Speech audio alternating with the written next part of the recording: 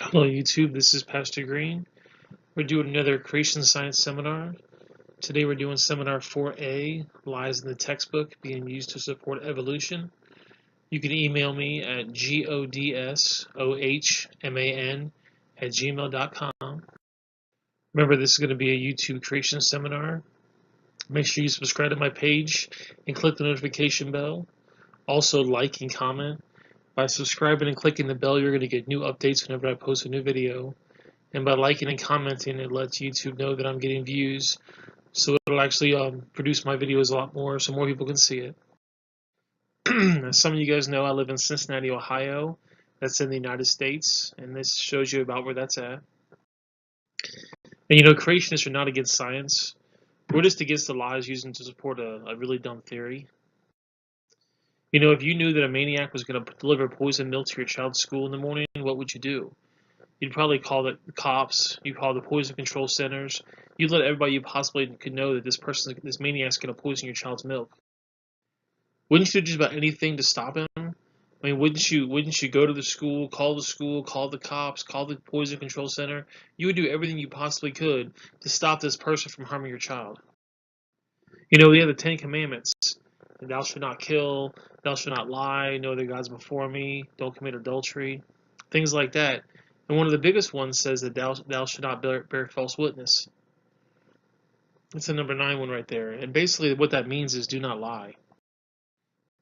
Proverbs 19:5 says, a false witness shall not be unpunished, and he that speaketh lies shall not escape. Psalm 62:4 says, they only consult to cast him down from excellency. They delight in lies. Proverbs 6:16-19 says, in these 6 things does the Lord hate, yea, 7 are abomination to him. And 17 says, a lying tongue, and 19 says, a false witness that speaketh lies. John 8:44 says, ye are of your father the devil, and the lust of your father ye will do. He was a murderer from the beginning, and abide not in the truth, because there was no truth in him. When he speaketh a lie, he speaketh of his own, for he is a liar and a father of it. We have a lot of books in our schools right now, and almost all of them promote evolution. And I'm going to try the best I can not to get really upset when I do this video, but it really bothers me when you have textbooks and teachers that purposely and viciously lie to your students to try to get their stupid theory across. There's actually zero evidence of the theory of evolution. So I'm going to try the best I can not to get upset while I'm doing this. But we have multiple books out there showing, all these different science books, and 90% of these books are really good science, and some of that are just a bunch of lies. And this right here was a news article back in 2005. It says evolution and creationism concepts discussed. And when it says right here, it's a big issue in American society, says Neil Cumberledge, head of the biological department. Anyone has a right to say what they think, and Northern is a place where you can do that. But you're not free to pass off falsehoods. You're not doing anyone any good. All the biology majors are required to take Biology 315. Evolution is a part of their core student studies. Cambridge says that evolution is a fundamental theory that makes sense of all the other biological concepts. So this guy's, and the guy in the picture is actually Ken Hovind. He's a creationist. But this teacher's saying, we have to have biology to make sense of all the other. We have to have evolution to make sense of biology, and there can't be further from the truth. And I'm going to cover, I think, 14 or 15 lines in this little study here. Like I said, he says that he's the head of the biology department. You're not supposed to pass off falsehoods, and all the majors are required to take evolution as part of their core studies. And like I said, evolution has nothing to do with biology. But yet, in every single biology book, we're going to have lies in there, and I'm going to cover a couple of them today. So the first 3 videos in my series, I show where the students are being lied about: the Big Bang, the age of the Earth, the caveman, and the dinosaurs. In this section, I will concentrate on about 30 more lies found in nearly every public school science book. This first video, I think I cover 15, and the next one, I think I cover 15. I'm not trying to get evolution out of the public schools, and I'm not trying to get creation or intelligent design into schools. I'm just trying to get the lies out of the textbooks. I think that people have a right to believe what they want. If you want to believe in evolution, that's fine. If you want to believe in creation, that's fine. I just don't like you using evidence of lies to say this is true when everything in evolution is a lie. Back in back in the day, they had a study from John Stossel, and it's called "Stupidity in America," and it just shows you how much spending we spent on schools from 1971 all the way up till 2001, and the spending of schools went up, just skyrocketed. And yet, if you look at the things, the reading and math scores have actually went down over the years. Graduation rates have also went down. And this is an article right here that I saw. It's called "The Stealth Attack on Evolution." Who's behind the movement of giving equal time to Darwin's critics, and what do they really want? And it's not a stealth attack on evolution. It's an attack on the lies. Us creationists trying to get rid of lies out of the textbook. We're not trying to get evolution out there. I mean, by all means, if you have proof for your evolution theory, that's fine. But they have absolutely no proof. Is there anyone here who thinks that teachers or school books should be allowed to deliberately lie to their students for any reason? I mean, do you think teachers can tell your kids a lie just to get their point across? Wisconsin has a rule. It says that the textbooks have to be factually accurate. Alabama has a rule that says that the textbooks should be adequate and current. The Texas State Board of Education says that the textbooks have to have factual information and they need to present them accurately and objectively. Texans don't obey their own law.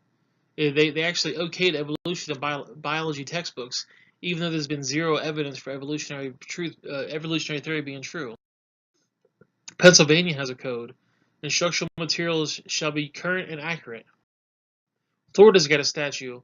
The accuracy of state-adopted instructional material, and the commissioner may remove materials from a list of state-adopted materials if he or she finds that the content is in error. California textbooks should be factually accurate, and they should be current and confirmed research. Like I said, there's no evidence for evolution. Minnesota says that teachers should not deliberately suppress or distort the subject matter. Now, this was a public school spelling book from 1908. And it says right here, God created the heavens and the earth in 6 days, and all that was made was good, and it's bad to steal. In this book it says that God created the heavens and the earth back in 1908. In 1908 it says, prayers are duty, but it is in vain to pray without sincere desire of heart, or to obtain what we pray for. To repeat the words of a prayer without desire is solely mockery. So it's basically saying it's your duty to pray.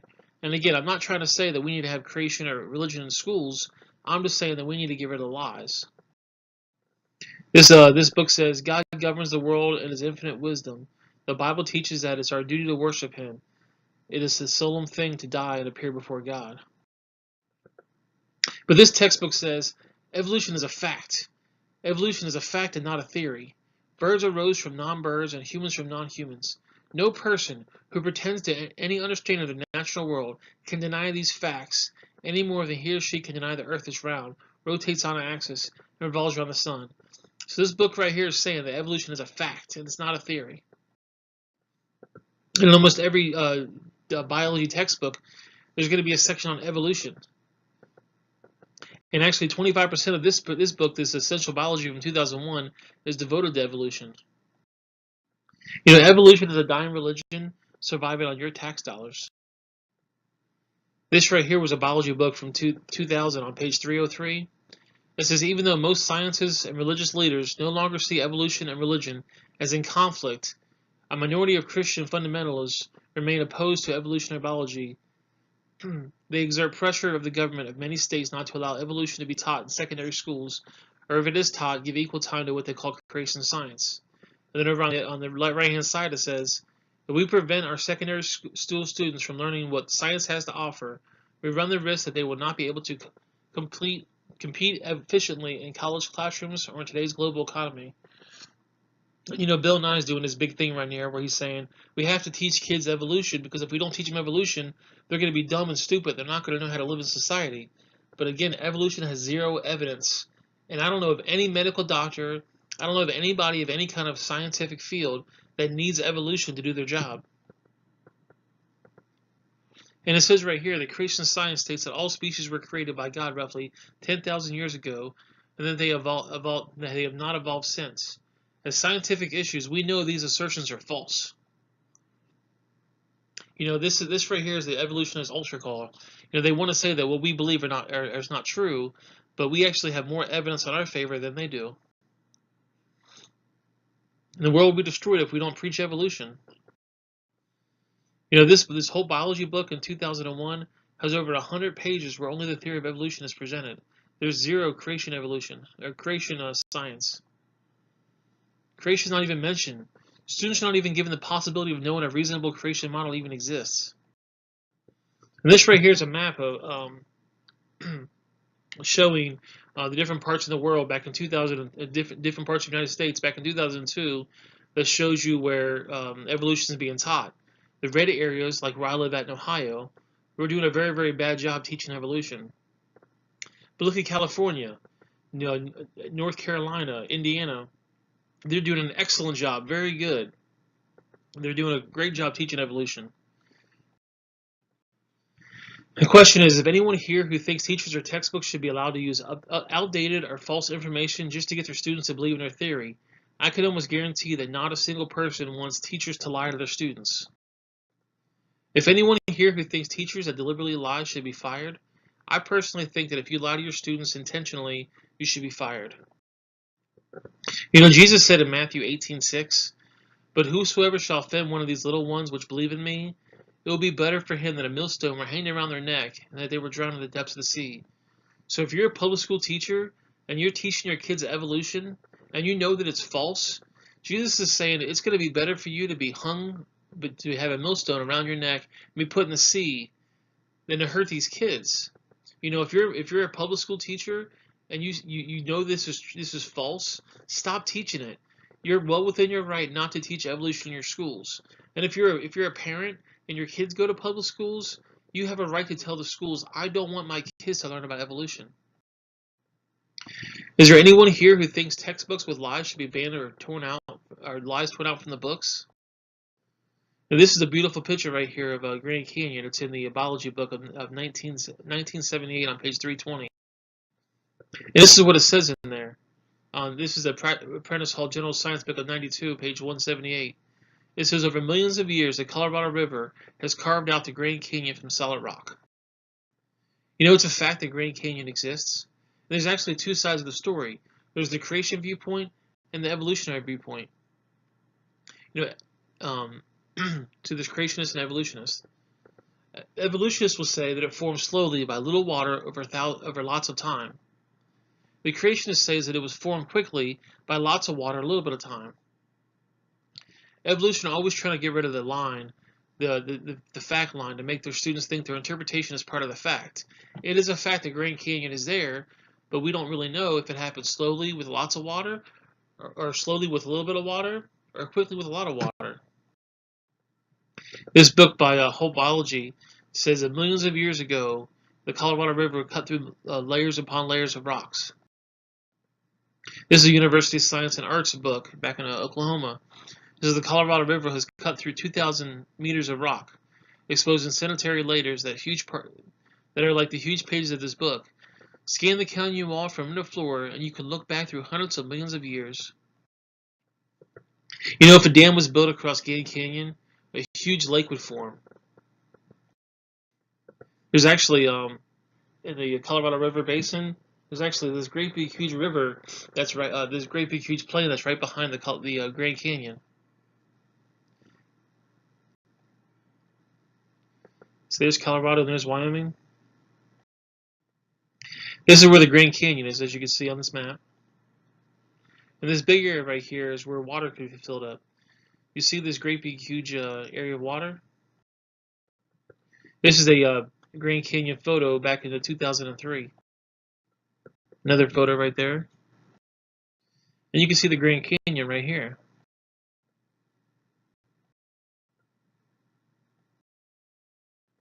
The river enters the gorge at 2,800 feet, and it leaves at 1,800 feet.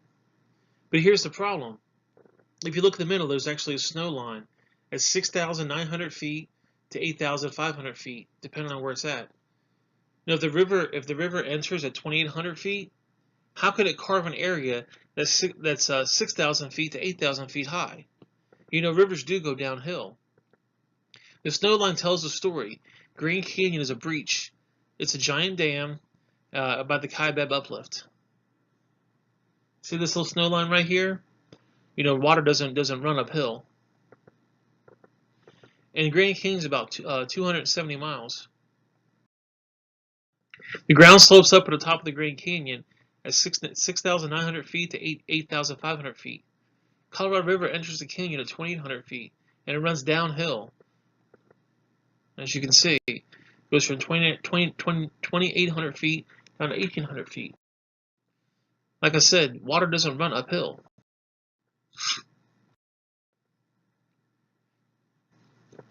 And you can see right here where the river flows. Here's some points to consider about the Grand Canyon. The top of the canyon is higher than the bottom of the canyon. Now I know it's difficult to understand that, but it's true. It enters at 2,800 feet and it leaves at 1,800 feet. But you have this canyon rib that's higher than the river. Number two, the river only runs to the bottom of the canyon. And number three, the top is higher than when the river enters by over 4,000 feet. Rivers do not flow uphill. And there is no delta. That river did not make that canyon.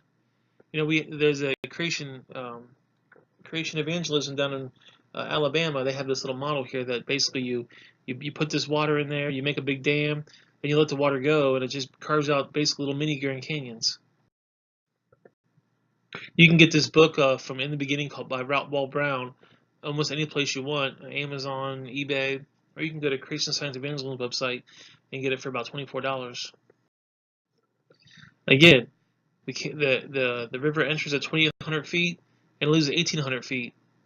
The Kaibab Plateau would actually hold all that water from Colorado River and make a thing called Grand Lake. And then once that gives way, it's going to create the Grand Canyon. As you can see right here, once it gets to the top of that, it's gonna come down and start eroding it. You know, there's been a lot of different dams around the world. This is somebody's backyard. The water built up, and all of a sudden the water got higher than the delta there, or got higher than the dam there, and it breached through and made a little canyon. This is the Teton Dam failure back in '76. And you can see it's causing grooves in there. The Teton Dam failure back in '76 in Idaho, it causes what they call a little mini Grand Canyon. And it actually went through roads and buildings and different type of landscapes. Because what happens is when water starts erosion, it has this liquid sandpaper that just basically eats away anything in its path. You can see this little this little picture here of the dam failing.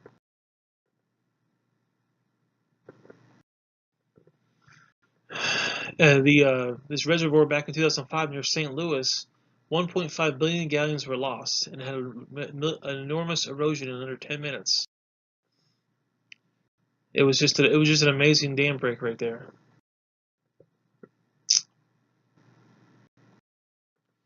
And again, Grand Canyon is higher on the top than it is on the bottom. Grand Canyon is just a washed out spillway from a huge post-flowed lake. Notice when most rivers merge, they do so at angles of 90 degrees. See all these 90-degree angles there? The Grand Canyon is not a breach. It's a giant dam at the Kaibab uplift.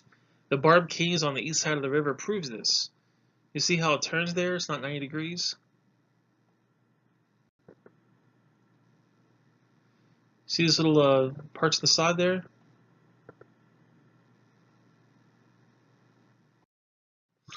And the interesting thing is all rivers, they actually flow outwards.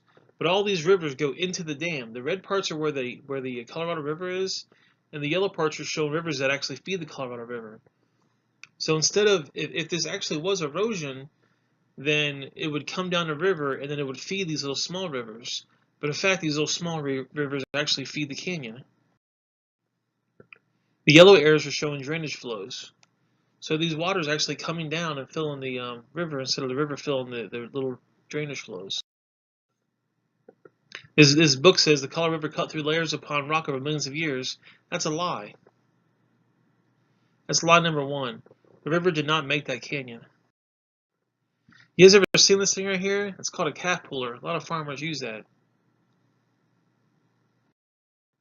There was a rich man going through the farm country one time, and he saw this farmer with a calf puller, and he's yanking on this pulling the calf puller and cooling the calf puller, and after a while, the calf actually was born.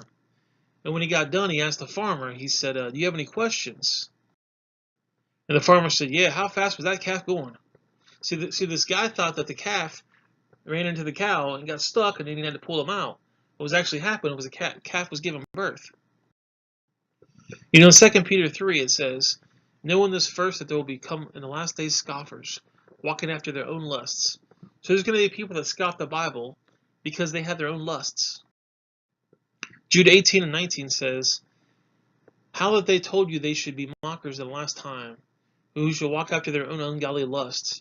These be the ones who separate themselves sexually, having not the Spirit." Julian Huxley said, "I suppose the reason why we loved the origin of species was the idea of God interfered with our sexual mores." So Julian Huxley is saying the reason why people don't like the reason why people like the origin of species is because they have certain lusts in their body that they don't want to follow a God that says you can't do that. Sir Arthur Keep says, "Evolution is unproved and unprovable. We believe it only because the only alternative is special creation, and that's unthinkable."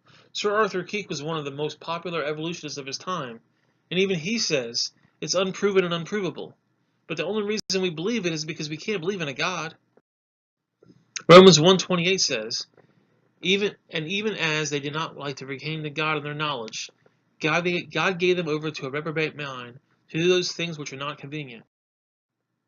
1 Thessalonians 2:11 says, "And for this cause God to send them strong delusions that they're going to believe a lie." Is it possible for a person to go insane? Is it possible for a group of people to go insane?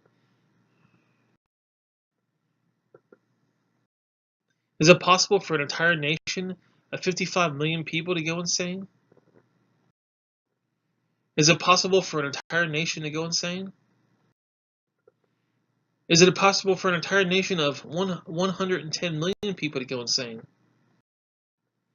Is it possible for the entire world to go insane? Revelations 12:9 says, "And the great dragon was cast out, that old serpent called the devil and Satan, which deceived the whole world. He was cast out into the earth, and his angels were cast out with him." When evolution cannot silence their critics with logic, they resort to nearly any other tactic. They try to disrupt the messenger, they try to distract you, they try to use legal pressure, they try to silence the messenger. 2 Peter 3:4 says, "Where is the promise of his coming? For since the fathers fell asleep, all things continue as they were from the beginning of creation." And there's actually a term called uniformitarianism. And what they do is they study an object and they say, okay, we see that this happens over a course of this amount of time.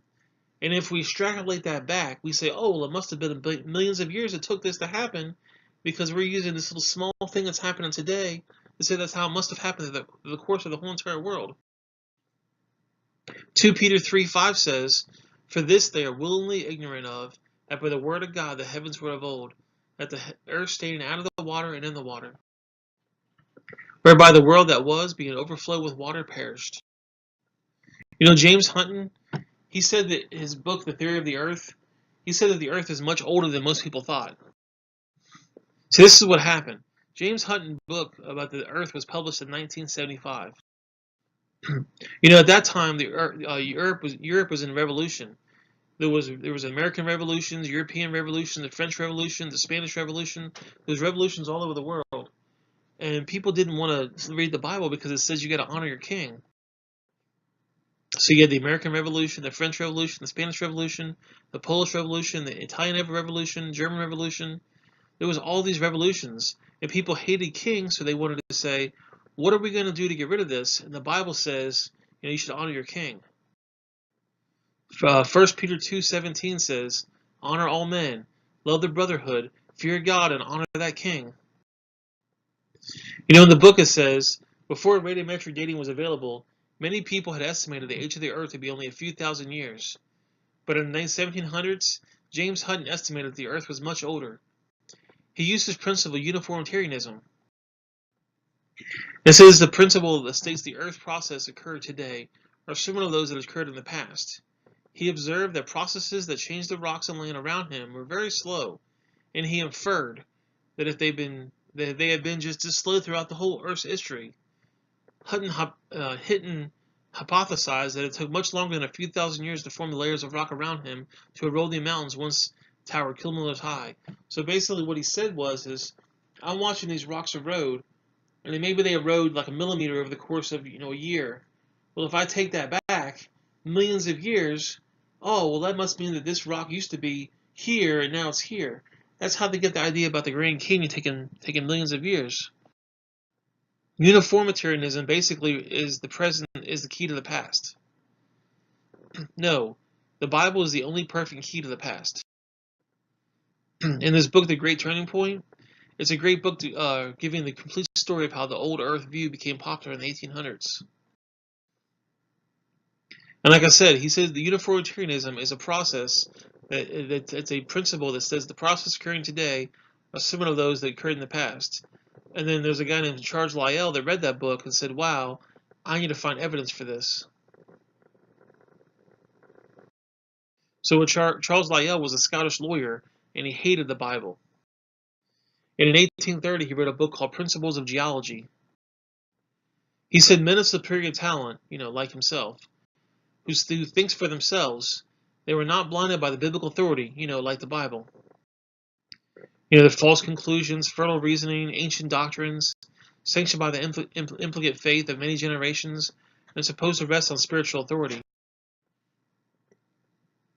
Accusations founded on religious prejudices. Lyell said that his goal was to free the science from Moses. He was trying to kill the Bible the best he possibly could. He actually invented this geologic column. The geologic column, you have the Cretaceous, the Jurassic, the Triassic, the Permian, the Carboniferous, the Devonian, the Cambrian. Basically he took and he basically split up the Earth into millions of layers and said, I'm going to give each layer a name and an index fossil. And in the early 1800s, layers of rock was given a name, like the Jurassic, and an index fossil. So like if you see the Plesiosaur, well, that's got to be the Jurassic period. Or if you see coal, that's got to be the Carboniferous. Basically this guy basically gave it a name, an age, and an index fossil. So the fact is the Earth has many layers of sedimentary rock. The evolutionist is going to say that layers form slowly over millions of years, while the creationist is going to say those layers are formed by the flood of Noah. And evolutionists again are trying to erase that line and make the students think that their interpretation is part of the fact. The geologic column is the Bible for the evolutionist. And it can only be found one place in the whole world, and that's in the textbooks. This book right here actually is honest. It says, if there was a column of sediments deposited continuously since the formation of the Earth, the entire history of the planet could be reconstructed. Unfortunately, no such column exists. At least he's being honest about it. But see, you look at these textbooks, they're going to show you all this change through time, and they're going to talk about the geologic time scale. If the geologic column existed in one location, it would be 100 miles thick. Line number 2, the geologic column does not exist. You can see at the Grand Canyon there's millions of different layers. So there's a layer right there. As the layers of different ages, why are there no erosion marks between the layers? So layers of different ages, why are there no layers of soil between the layers? Are you saying that something happened and then it just laid there and there was no soil, there was no erosion, didn't rain, didn't have the wind, nothing for millions of years? You can get a jar and you can put water, clay, silt, sand, gravel, and you mix it up really, really good and let it sit out. It's going to automatically form into layers. You ever seen one of these little things right here? You shake it up, you put it on the ground, and then slowly layers are going to show up all by itself. I mean, you can get thousands of layers just in a couple seconds. Look at all those layers right there. That took billions of years. See, there's more layers. Those took billions of years. And the most famous court trial, the Scopes monkey trial, they try to say in there that the lowest layers are obviously the oldest. If you guys ever go down to Rapid City, there's a little museum down there. It's right here on the map. It's the School of Mines Museum. And if you look over here, they're going to say, boys and girls, this is the geologic timeline. And this thing is going to show you that, these fossils grew over millions of years. And if you ask them, well, how do you know the layers of this object? They're going to say, well, boys and girls, what's going to happen is we're going to sit there and find the index fossil. Now, see, this index fossil is going to tell you which layer it is. It's going to tell you how old it is. See right here, boys and girls? This right here is a layer. 70 million years ago. I always put that like, ominous tone, millions of years ago. See, the book says right here, science used index fossils to determine the age of the rock layers. So you use the fossils that are inside the rock layer, to know how old that rock layer is. So if they find, a certain fossil, they say, well, this fossil must have happened at this amount of time. This must be this many years old. But then you go right next door to it, to this big old dinosaur here. And they're going to say, boys and girls, this dinosaur is this many years old. And if you say, well, how do you know it's that old? They're going to say, well, this right here is millions of years old, 1 million years old. But see, the geologist column's over there.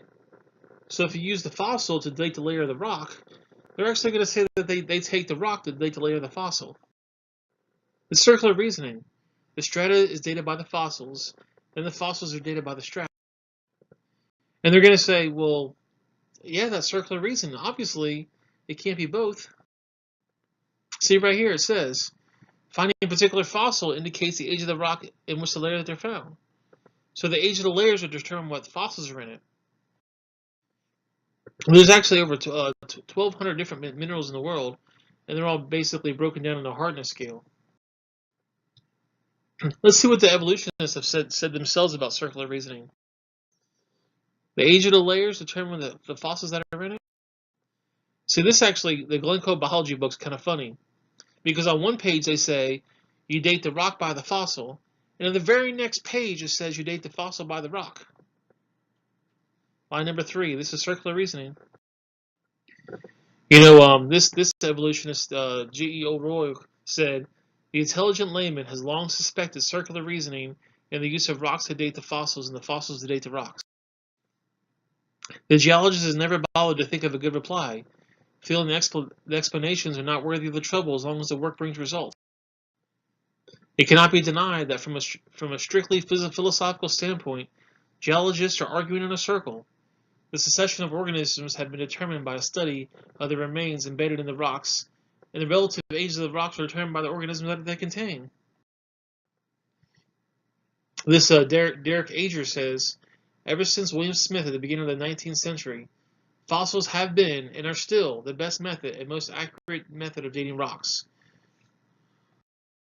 Apart from modern examples, which I really can't think of, which are really archaeology, I can think of no cases of radioactive decay being used to date the fossils. If you take a fossil to somebody and say, I want you to date this, the first thing they're going to ask you is, where'd you find it? Because they're going to date the fossil by what layer they're in. They don't use C14 dating. They don't use, any kind of radiometric dating like, barium or anything like that. They're going to basically say, what layer is it in? Because that's the only way they date the fossils. J.E. O'Rourke said, radiometric dating would not have been feasible if the geologic column had not been erected first. So what they do is when they actually do use radiometric dating, they'll test the sample multiples of times until they get the number that they want and say, oh, there's evidence right there. We found the number we wanted. It only took us 100 times, but we finally found the evidence we wanted. Niles Edgeworth said, paleontologists cannot operate this way. There is no way simple to look at a fossil and say how old it is, unless you know the age of the rock where it comes from. Niles Edgeworth says, this poses something of a problem. If we date the rocks by their fossils, how can then we turn around and talk about the patterns of evolutionary changes throughout time in the fossil record? This guy right here, J. Rourke, this is really funny. The rocks do date the fossils, but the fossils date the rocks more accurately. So he's basically saying that, yeah, the rocks do date the fossils, but the fossils that are in the rocks actually date the rocks more accurately. Stratigraphy cannot be avoided this kind of reasoning as it. I'm using this only temporal concepts because circularity is inherent in the diversion of timescales. It says the charge of circular reasoning in stratigraphy can be handled in several different ways. It could be ignored as not the popular concern of the public. It could be denied by calling down the laws of evolution. It could be admitted as common practice, or it could be avoided by pragmatic reasoning. So basically they're saying that it doesn't really matter whether it's circular reasoning or not. We're not going to basically admit it. We're just going to tell you that, just bow down to the sacred gods of evolution and just do what we say, or we're going to talk you out of it. We're not going to admit it as common practice. We're just going to say that we're not going to talk about it. Just follow evolution. It's the god of evolution. You got to follow it. It's really a sad thing. I mean, like I said, I don't understand why we allow this. Larry Azar says, are the authorities maintaining on one hand that evolution is documented in geology, and on the other hand that geology is documented in evolution? That's also a circular argument. The most famous monkey trial, the most famous court trial, the Scopes monkey trial, says the lowest layers are obviously the oldest. The entire court case is available from Bryan College, and it's a good expose for the errors of the movie Inherit to Win. When I went to school, we watched Inherit to Win. A lot of my friends, when they went to their other schools, they saw the movie Inherit to Win. And Inherit to Win is the biggest perversion of what actually happened in the court trial you could possibly imagine. It makes the religious people look stupid, and evolutionists smart. But the true court case has nothing to do with that. It's a complete perversion of what the actual court case did. And you can actually buy this book, The Most Famous Court Trial, and it actually tells you word by word what they said. You can get that from the Bryan College if you call that number right there. It tells you word by word what was said in the trial, and it's just sad that they show this perversion in schools. Moving water, in moving water, multiple layers form simultaneously from the current. You can see the water flowing there, and the water just flows makes multiple layers.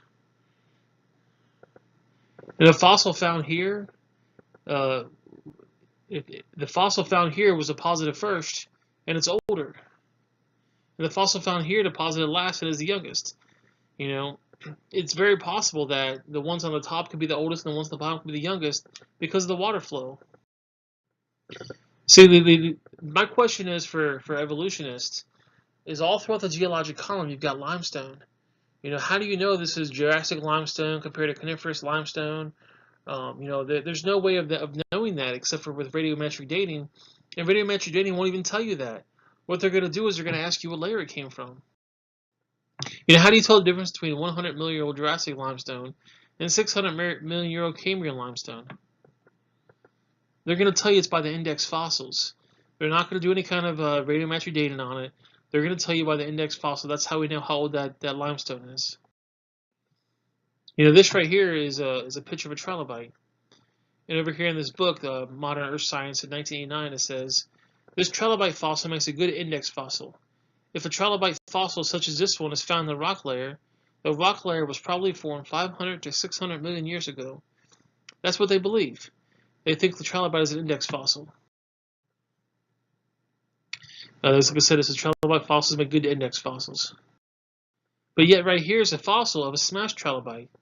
There's a human shoe print with a trilobite fossil inside of it. And this guy from Utah Geological Survey verified this is not a fake. This is a real fossil. So you have a shoe print. So someone's wearing shoes and they stepped on a trilobite. And this right here is another article talking about the trilobite found in a shoe print. There's the trilobite right there. It's a shoe print with a trilobite fossil inside of it. And like I said, they've proven this is not a fake. In the evolutionary cruncher, it says the human shoe footprint with a trilobite inside, found by this guy, verified it's not a fake.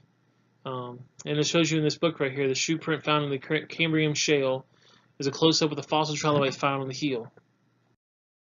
And a lot of evolutionists say, well, maybe aliens visited the planet and they stepped on a trilobite. Because there's no way that humans could have been there because it's 500 to 600 million years old, so it had to be aliens. There's trilobites all over the world. These are actually giant trilobites. They're huge. And they say that these trilobites lived on Earth millions of years before dinosaurs. But the question is trilobite eyes have the most sophisticated eye lens ever produced in nature. The eyes of nearly every trilobite the eyes of early trilobites have never been exceeded in complexity or accuracy. So if the trilobite has the most advanced eyes of any form and creature of the whole entire world, and they're supposed to be 500 million years old, how's that evolution? It just shows that the eyes have gotten worse over years. Obviously, that can't make any sense. The trilobite eye is amazing.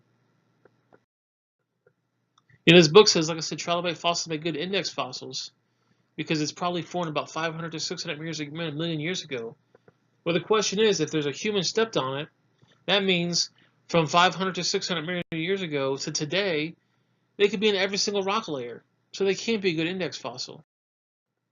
And there are many varieties of trilobites. These are all fossil trilobites right here. And this right here is talking about living trilobites. This is a deep sea isopod, and it's found in the coastal waters of Florida and Mexico. The Mount Blanco Museum, 35 miles east of Lubbock, has a great display of these trilobite fossils. And these right here are showing that these things are still alive. In Alaska, they actually dig. They dig for I think it's oil or water or something like that. And they find these little trilobites all in the thing. They plug up the screens of the water intakes. Graptolites. They say these are great index fossils. They're fossils that are about 410 million year old rocks. But graptolites are still found alive in the South Pacific. What about the lobefin fish? The lobefin fish is still alive. They say that's from the Devonian period from 410 million years ago. Here's a picture of a lobefin fish right here. And they say it's 325 million years ago, lobefin fish is still alive. So how could it be an index fossil? This right here is showing you a lobefin fish. See, a lobefin fish is when you have an animal, a fish, and it's got like a piece of an arm sticking out, then the fin's attached to it. And they're saying, well, this is evidence of evolution because obviously it's showing you parts of an arm, and over more millions of years, an arm would form. But it's a fish that's still alive today. The lobefin bony fish, they're coelacanths, and it says they thought they'd be extinct for millions of years, but they found one on the coast of Africa in 1938. This is a book called The Fish Caught in Time. And this lady right here actually believes in evolution. And she's like, it's amazing. This thing lived for millions of years. And it says the fish caught in time is the entrancing story of the most rare and precious fish in the world. It's our great uncle 40 million times removed. And you'll be taught that dinosaurs lived in the Cretaceous over 70 million years ago. But a medical pathologist examined dinosaur bones under a microscope. They found dinosaur blood inside of it. This is an article talking about the dinosaurs finding the bones inside this T-Rex skeleton. There's actually even soft tissue inside there. Now I'm asking you, how long do you think soft tissue and blood is going to survive? Definitely not 70 million years old. Soft tissue was found in dinosaurs in 2005. This may be a unique specimen. This find could force scientists to reconsider how all fossils are formed. Now they're actually saying that they still believe in evolution. They're just saying that this soft tissue in this blood just lasted for 70 million years ago. How about reconsidering when it was formed? Not how it was formed. It said when it was formed. And maybe this happened at the time of Noah, maybe 4,400 years ago. I predict that no one will publish a paper in any major science journal questioning when the fossil formed. This is because the geologic column is sacred. and it can never be tested and never be questioned. The geologic column is their Bible. This is a human hand found in the Cretaceous rock near this marine dinosaur. This is a human hand. It's been proven to be a human hand, and it's in the Cretaceous rock, which is the same type of rock that had dinosaurs in it. 18 million years old magnolia leaves from Idaho were still green when they opened the rock. Fossil bees that are supposed to be 25 million years ago had germinating bacteria still in their abdomens. They're going to say, this happened millions of years ago, 100 million years ago, 200 million years ago. But see, Darwin didn't like round numbers, so he said the Wydonian deposits in England were 306,662,400 years old, and that's in a book called Noah to Abraham, the Turbulent Years. What about polystrate fossils? Polystrate fossil is a fossil that's going through multiple rock layers. It says right here, one type of polystrate fossil in California is very interesting. It's near Santa Barbara, a fish fossil extending through several layers of algae fossils. Evolutionists calculate that each algae layer took hundreds or thousands of years to form. That would mean the head and tail of the same fish were buried 7,000 years apart. So it means that there's no way that these are millions of years of difference because there's one fossil going through both of them.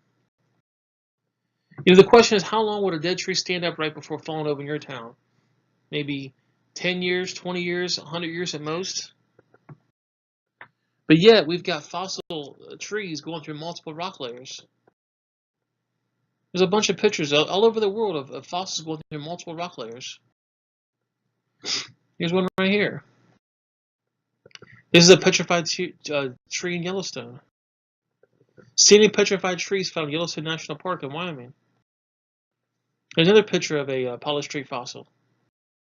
Now, most polystrate fossils are actually going to be, wood because, during the flood you could have all kind of vegetation floating around.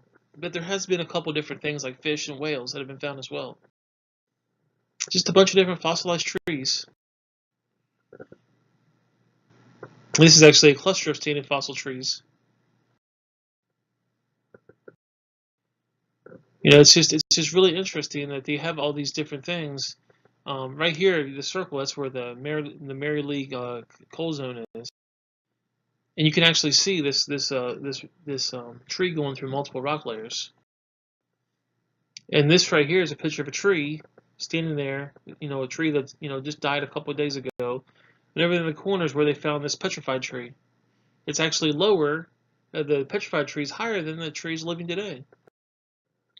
Another petrified tree. There's petrified trees all over the world. In Mary Lee and Blue Creek, they had all these different trees fall down and fall into the water. And you can actually see, all these different petrified rock layers, these fossils going through multiple rock layers. Different, trees were deposited and when they were deposited. And you can see the ages of the thing, A, B, C, D, E, F, G, H. And like I said, A is going through multiple layers, D is going through multiple layers, F is going through multiple layers, G and H is going through multiple layers. And you can see that A and H are in the same layer. So how can A be the oldest and H be the youngest? They're actually in the same layer. 27 layers of forest at Specimen Ridge in Yellowstone have broken off roots and extend through many layers, and they did not grow there. This is a 30-foot petrified tree. It is one of hundreds found in the Kettle Coal mines in Cooksville, Tennessee. The top and the bottom are different coal seams. They are dated thousands of years difference in ages. So you've got bottom coal, then you have all this rock, then you have coal on top. And they say the coal on the bottom and the coal on the top are thousands of years difference in ages, and you have one fossil going through both of them. There's the bottom, and there's the top. Why are the coal seams nearly always found in layers of clay or rock? This is horrible soil to support the growth of a tree. In Jonglins, Nova Scotia, Canada, you've got many polystrate fossils still seen. I mean, they have these fossils going through multiple layers. And this is a Canadian creationist. He's done a whole bunch of evidence on this Jogan's fossils. There's another couple of fossils going through multiple layers. They say this is from the Carnivorous period, 300 million years ago.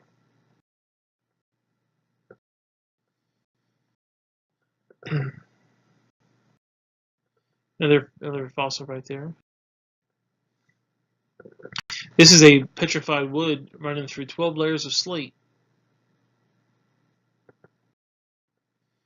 Another picture of a polystrate fossil. This right here is a fish head that's in multiple layers of fossils. And what they say happened was this creature died and he went headfirst into the sediment. And then over years, multiple layers of sediment built in around him. And then, his body was, rotted and carried away. But the skull still lays there because he hit the ground so hard, he went through multiple layers of sediment. Here's actually a brochure you can get. It's got 30 pictures of polystrate fossils. This is the textbook of geology, and it shows you the vertical trees in the coal mines in France, going through multiple layers. And some polystrate fossil trees are actually upside down, going through many layers of coal. And the question is, did those trees grow upside down looking for sunlight? The evolutionist only has two choices to solve this dilemma. Either the trees stood upright for millions of years, while the sedimentary layers formed in around them. The trees grew through hundreds of feet of sedimentary rock, looking for sunlight. Or there's a third way to look at this. The trees were buried upright in a big flood. His question is, how fast was that calf going? This is the millions of trees that are just laying in the water. And they're all just sitting there floating. But over time, the bark starts falling off. And then once the tree starts getting full of water, it sinks to the bottom. Scientists estimate there are over 20,000 trees in the bottom of Spirit Lake. And many of them are buried upright, and some are already 15 feet deep in sediment. They seem to settle out by species, given the appearance of complete forests. Here's some petrified firewood. Here's a dog stuck in a tree. Petrified dog stuck in a tree. They call him Stucky. There's a picture of him right there. Here's a petrified cowboy boot with the leg still inside of it. Here's a petrified fish giving birth. That would be a very long birth if that was millions of years old. Here's a petrified cowboy hat. Petrified pickle. The whole entire top part rested off of it. You can see the middle's all different layers.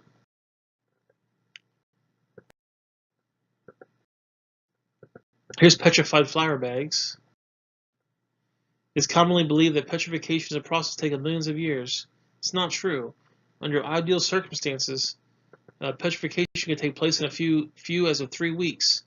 This is petrified flour. All you need is a bunch of water and some time, and you'll petrify it. Here's a petrified toadstool. Here's some petrified acorns. It says this boy put them in this bucket a year beforehand, and he forgot about them. And the next year he went to look for them, and they were petrified. And there's going to be more information on rapid purification in Seminar Part 6. So again, are these layers millions of years old? Hundreds of millions of years old? Line number 5. These layers are not different ages. 80 to 85% of Earth's land surface does not have even 3 geologic periods appearing in the correct consecutive order. They find these layers, but there's not a whole lot of places that even have 3 of them that have them consecutive. They're always there, but they're always separated. You might have an older layer above a newer layer, and they don't even match what the geologic timeline says. It becomes an overall exercise of gargantuan special pleading and imagination for the evolutionary uniformitarianism paradigm to maintain that there was even a geologic period. In spite of the fact that geologic column does not exist, except in the textbooks and in the mind of those who believe it, people who believe in it change their worldview away from biblical flood geology to uniformitarianism. Charles Darwin, he wrote the book Origin of Species.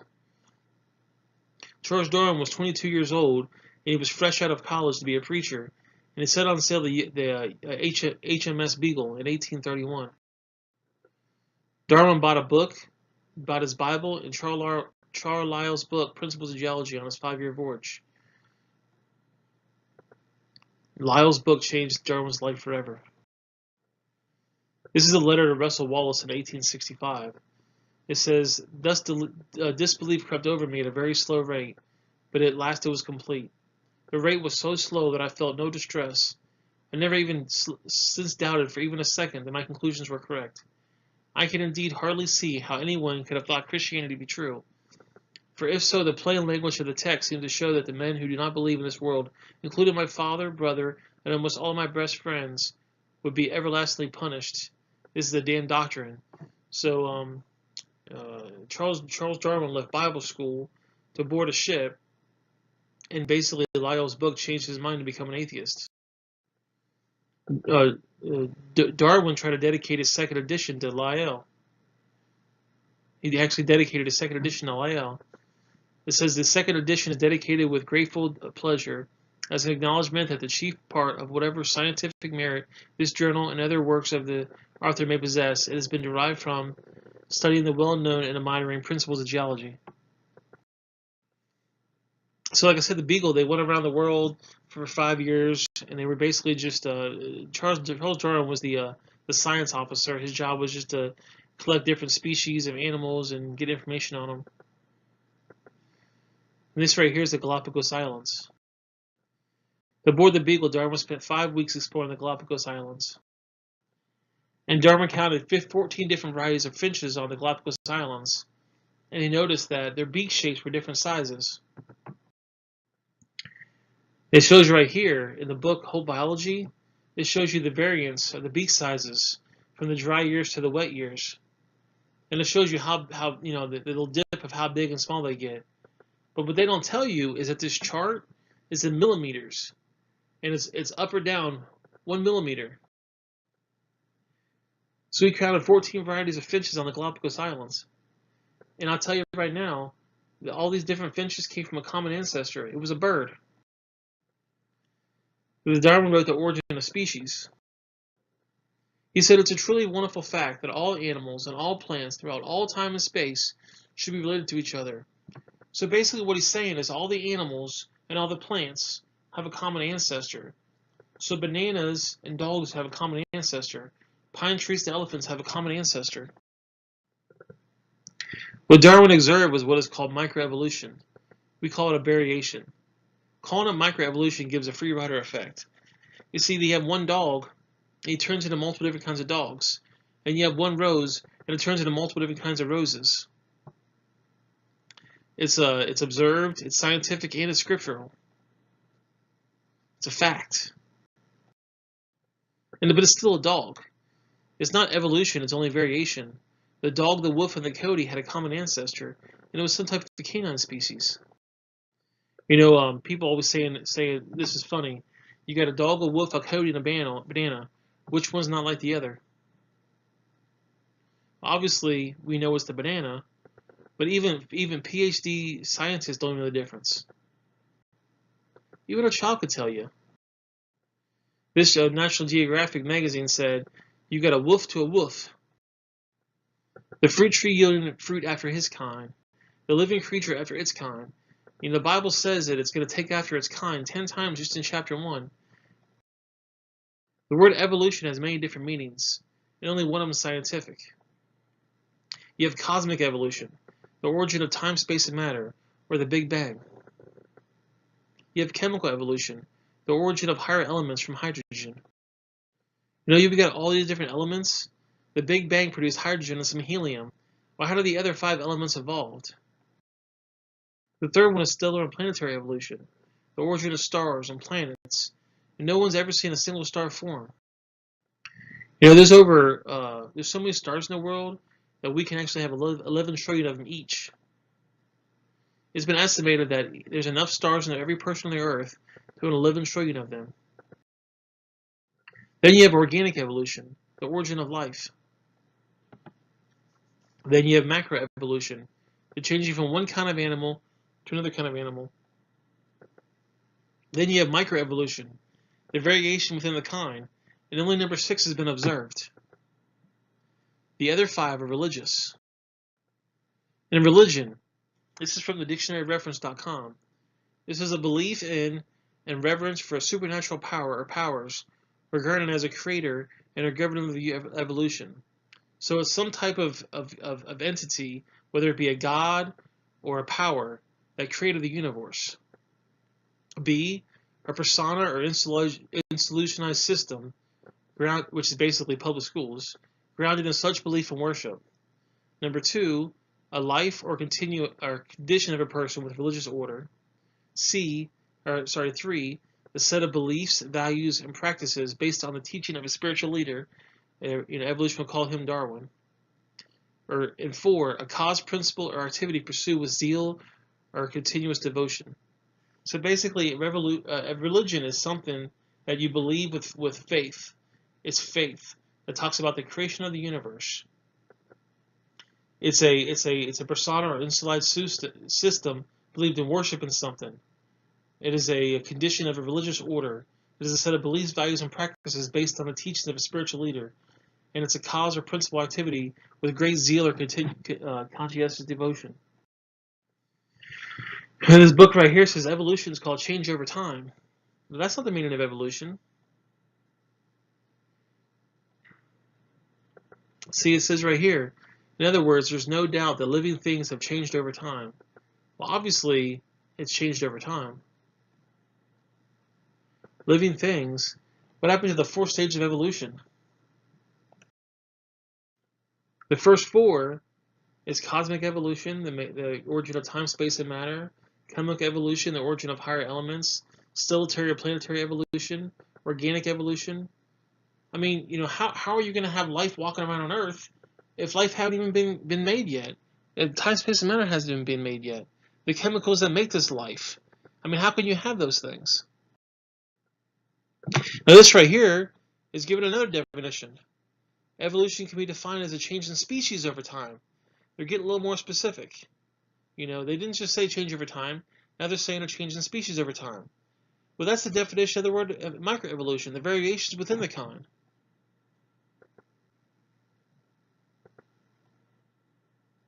Line number 6. This is not what they really mean by evolution. Most evolutionists will tell you that macroevolution is just microevolution with longer periods of time. But that's dreaming. The central question of the Chicago Conference was whether or not these mechanisms underlying microevolution can be extrapolated to explain the phenomenon of microevolution. The answer was given a clear no. Is micro just micro over more time? No, that's dreaming. No one has ever seen a dog produce a non-dog. You have to imagine that it happened over long ago and far away. This is a religion, not science. There are genetic barriers to prevent it from happening. Who would the partly evolved dog marry? See, in order to get to the next species, you have to have a dog that has this very evolved trait marry another dog with this trait, or else it would just basically go back to the original dog. You have to have 2 with the same things that like each other, which are different sexes, in order for this to even work. Variations do happen, but there's going to be limits. Farmers breed bigger pigs. Will they ever get a pig as big as Texas? No, because there's limits. Roaches become resistant to pesticides. Are they ever going to be resistant to a sledgehammer? Tiger cubs show their colors. These are the variations with the same family. This is 3 cubs from the same parents, and you can see how different they look. They produce the same kind of animal plant. This is not evolution. The information for the variation is already present. No new information is added. The dog does not become pink. He doesn't learn how to fly. The gene pool of the new variety is more limited than before, or less adapted to the future changes. I mean, you see the dog on the right there. It's a big, buff, strong dog. If he was let up into the wild, he might be able to survive. But that little small dog on the left, he wouldn't last a minute in the wild. A wolf would just go up to him and just eat him. How long would the Chihuahuas last in the real world? The dog says, "Go ahead, make my day." Genetic information was lost and not added. When you take the original product and it gets variations, it becomes more mutated and it doesn't work as well as the original. Real evolution will require an increase in genetic complexity, not just a shift in gene frequency. If you go down corn country, you'll see all these different signs. This is this species, this species, this species. They're trying to find the proper amount of corn. A corn that's going to produce bigger crops, taste better, use less water, and they do these different genetic variances to try to find the perfect kind of corn. But you're never going to find a whale, a tomato, or a hamster on a stalk of corn. There's dogs, and dogs have a lot of different type of species to them, or different type of kinds to them. You might get a big dog or a small dog. There's always different kind of things, but it's going to be weaker than the original. And it says right here in this little article on BBC News, 95% of the current dogs come from just 3 founding females. So it's saying that all the dogs in the world were created from an original dog. See, it says today dogs come in all shapes and sizes, but scientists believe they evolved from just a handful of wolves tamed by humans in China in less than 15,000 years ago. They call this divergent evolution. Giving it a fancy name does not change the facts. It's still a dog.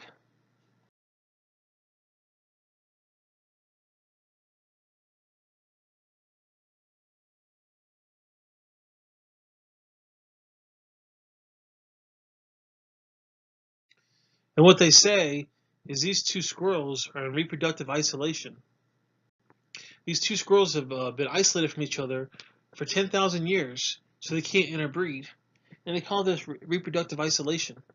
Basically, these 2 animals aren't able to breed with each other anymore.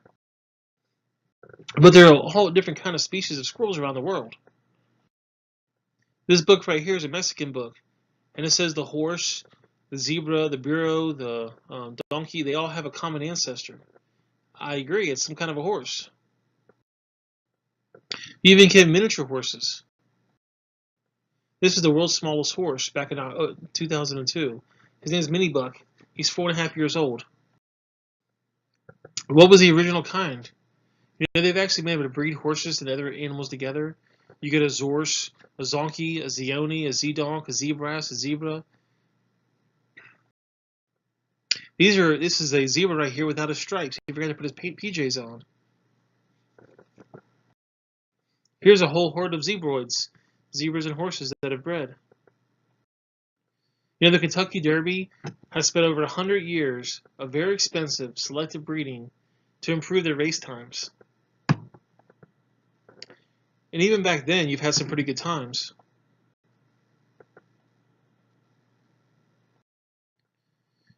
The leopard, the leopards, the lions. The leopard is a leopard and a lion that had an offspring. The tigon, the liger, it's the same kind of animal. What about different types of cows? This is a beefalo. It's a buffalo and a bison. What about a jeep? A sheep and a goat. What about the whelpin? It's a whale and a dolphin. What about a calma or a lamel? It's a llama to a camel. What about the jaguar?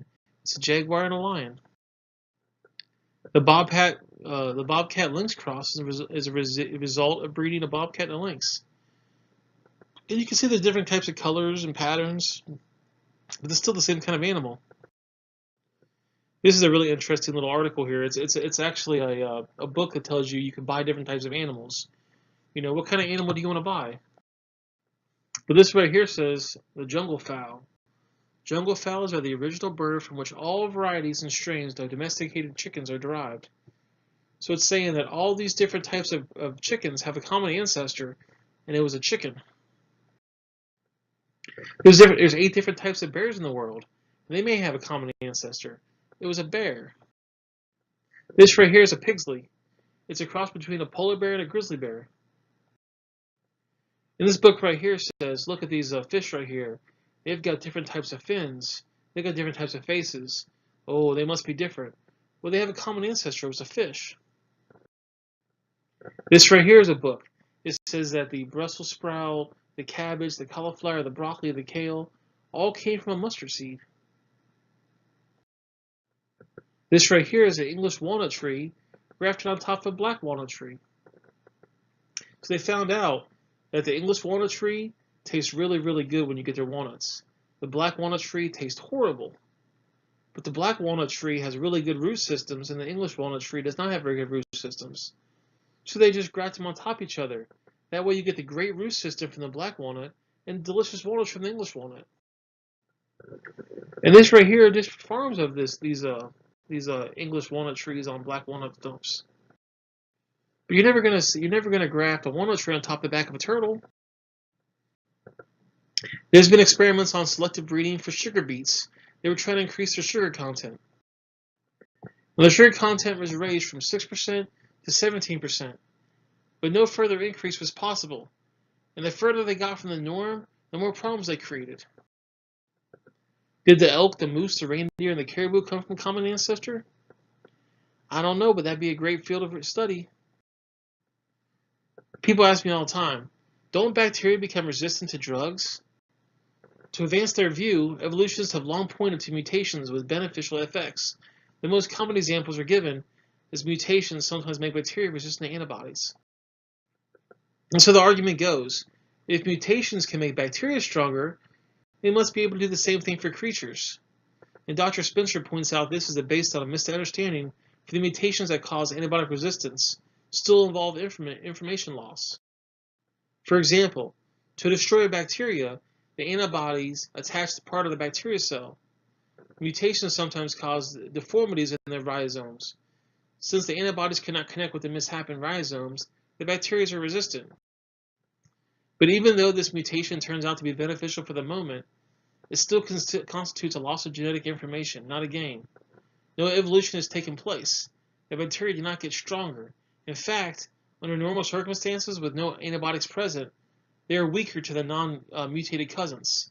So what happens is there's this part of the cell that's deformed, and that's where the antibodies attach to that cell. So if that part's not there, the antibodies can't attack it. But since this part of the cell is deformed, when you have the normal cell and this mutated cell, the normal cell will always win over the mutated cell. You know, it'd be like having no arms. You know, if a guy's coming in and he's handcuffing everybody in town, well, if you don't have any arms, you can't get handcuffed. But not being handcuffed is not a benefit to you. At the time, you might not be able to be arrested, but it's not going to benefit you in life. Genesis 1 says, the tree producing after his kind, and the creature after its kind.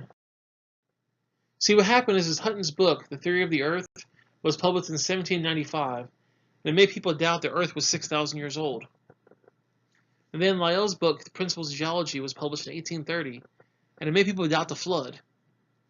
And then Darwin's book, The Origin of Species, was published in 1859, made people doubt their creator. And in Darwin's day, many Christians taught a false doctrine called the fitity of the species. The fitity of the species. Darwin's properly rebelled against this doctrine, but went beyond the reason for his conclusion.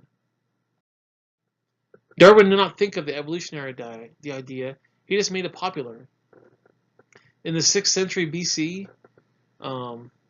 it says the world and countless other worlds, balance and will be absorbed back into it. Archimedes says, life began growing from ancient slime over time and gave rise to the species known to this day.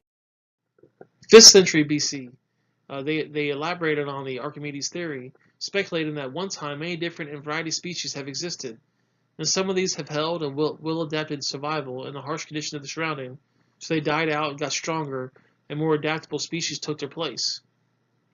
In the 6th century, this is the first living creatures began in water, and in that time creatures crawled into dry land and adapted themselves to their new surroundings. This guy said man came from being from another animal than himself, namely the fish, which at early times are representative. So all throughout history, people have believed that some type of creature the precursor to another creature. All three of these teachings are false. Millions of years, uniformitarianism, godless evolution, and it still saturates the textbooks to this day. In 1 Timothy 6:20 it says, O Timothy, keep that which is committed to thee in which I trust, avoiding profane and vain babbling, and oppositions of science falsely so-called. Adolf Hitler said, let me control the textbooks and I will control the state. E.O. Wilson said, as for many persons from Alabama, I was a born-again Christian. When I was 15, I entered the Southern Baptist Church with great fever and interest in the fund of religion. I left at 17 when I got to the University of Alabama and heard about the evolutionary theory. Philip E. Wentworth says, when I entered Harvard the fall of 1924, I was not only a Christian, I was also an avowed candidate for the ministry. Then for 4 years I underwent a process of mental readjustment, which shook my little world to its foundations. Throughout all of it, one thing was clear to me. I could not reconcile religion with intelligence. I knew that I could not go into my chosen career fortified by the experience if I could not even consideration of honor would compel me to make the other plans. In the end, I gave up the ministry. This person says, until I went to college, my faith with God was sound, but my college history class helped me destroy that faith. I started to doubt the Bible and God's Word, even started to doubt Jesus was truly God's Son, and that He died and rose from my sins. My best friends showed me your tapes, and I was in awe of what they saw. Everything I thought I knew about life changed. This guy says, I just want to let you know that your ministry has been a blessing to me. I am one of the high school students in my anthropology class that is a victim of dangers of evolutionary teaching. I was very discouraged, and I questioned the existence of God. I listened to your seminars, and they completely encouraged me, and it was a blessing to me. People who claim to be Christians as youth lost their faith as a result of evolutionary teaching. Darwin, Farrell Till, Michael Shermer, Tom Hanks, Michael Ruse, John Templeton, Fred Zindler, Matthew Rainbow. Even Karl Marx wrote a beautiful paper when he was 17 about his love for the Lord. And then he went off to college to study philosophy and turned his back to God.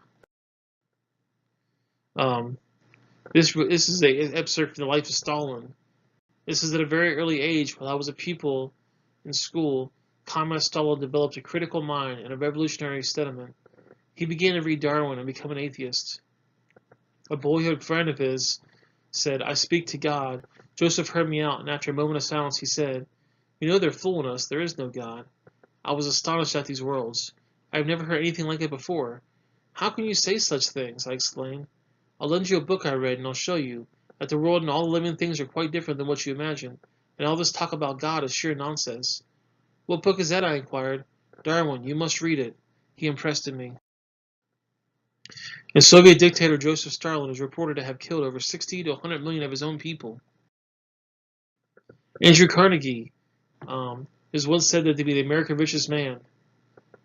He once was raised a Christian and became an atheist, and he wrote in his autobiography, when I, along with 3 or 4 of my boon companions, within the stage of doubt of theology, including the supernatural element, and indeed the whole scheme of salvation through various atonement and all the fabric built upon it, I came fortunately upon Darwin's and Spencer's works.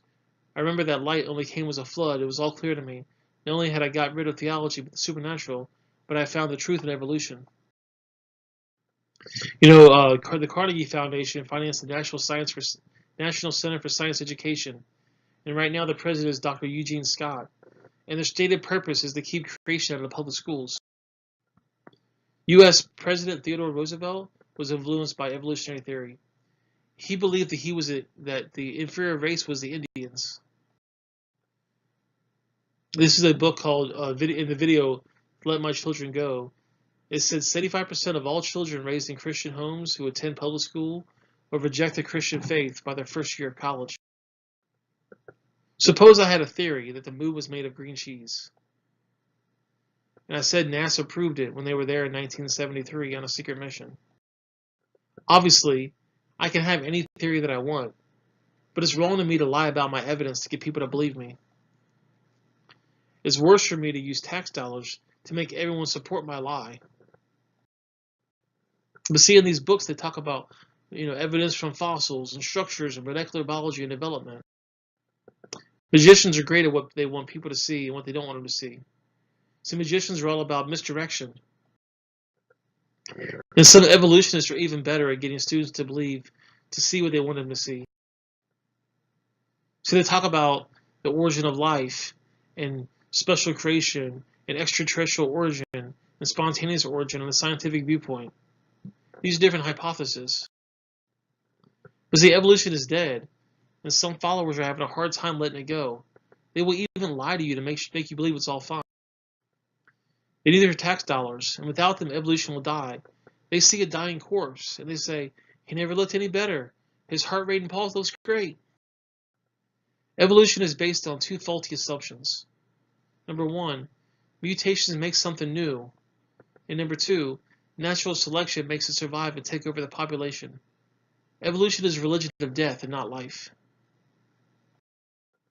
Did man bring death into the world, or did death bring man into the world? See, this book right here says mutations are the original stores of variations in population, as shown by the many variations of roses that are available.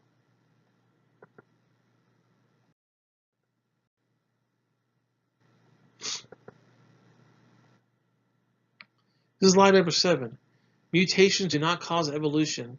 They only scramble the existing code. No matter how numerous they may be, mutations do not produce any kind of evolution. They rearrange the existing information, but they do not increase the genetic complexity. Dr. Lee Spencer, who taught information theory for a decade at Johns Hopkins University and the Weizmann Institute, spent years studying mutations. He written an important new book, Not by Chance, shattering the modern theory of evolution. In the book, he writes, in all the readings I've done in life science literature, I've never found a mutation that has added information. All point mutations have been studied at the molecular level, turned out to be a reduced in genetic information and not increasing it. This is a 5-legged bull. No new information was added. Here's a really short sheep. No new information was added, only a loss of information. Here's a 2-headed lamb. Here's a 1-eyed cat. Here's a 2-faced kitten. Here's a 2-necked turtle. This is a mutant, not a ninja. And they're going to die because nobody makes a double-necked turtleneck sweater. From the letters of the word Christmas, you can get lots of words. Has, Matt, Sam, Christ, Ram, Sit, Sat, Hit. But you can't get Xerox, Zebra, or Queen because the letters just aren't there. This right here I find interesting. It's a picture of a four-winged fly. It says normal fruit flies have 2 wings. This mutant has 4. This rare mutation, like most mutations, are harmful. Beneficial mutations are the raw material for natural selection. Well, why are you showing me a bad mutation? Why don't you show me a good one? It says it's beneficial, but it's not. Why don't they show example of a beneficial mutation? One professor that was debated said he could prove a beneficial mutation because people who have sickle cell anemia can't get malaria. Well, it's like saying if you cut off your feet, you can't get athlete's foot. Both sickle cell anemia and malaria are both going to kill you. See, this whole biology book even mentions sickle cell anemia. They talk about natural selection. Natural selection causes evolution. See right here? Natural selection? They basically say, oh, you see this giraffe right here? He's too short. But if it's taller, he can get the leaves on top of it, on top of the tree. They call it natural selection. It says you have to have a variation in order to do it.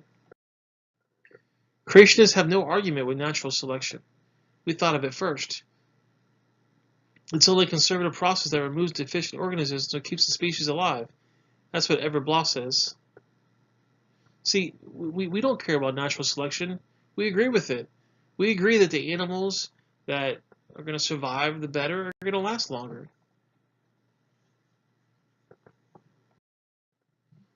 This right here says, natural selection may have been a stabilizing effect, but it does not promote speciation. It is not a creative force, as many people have suggested.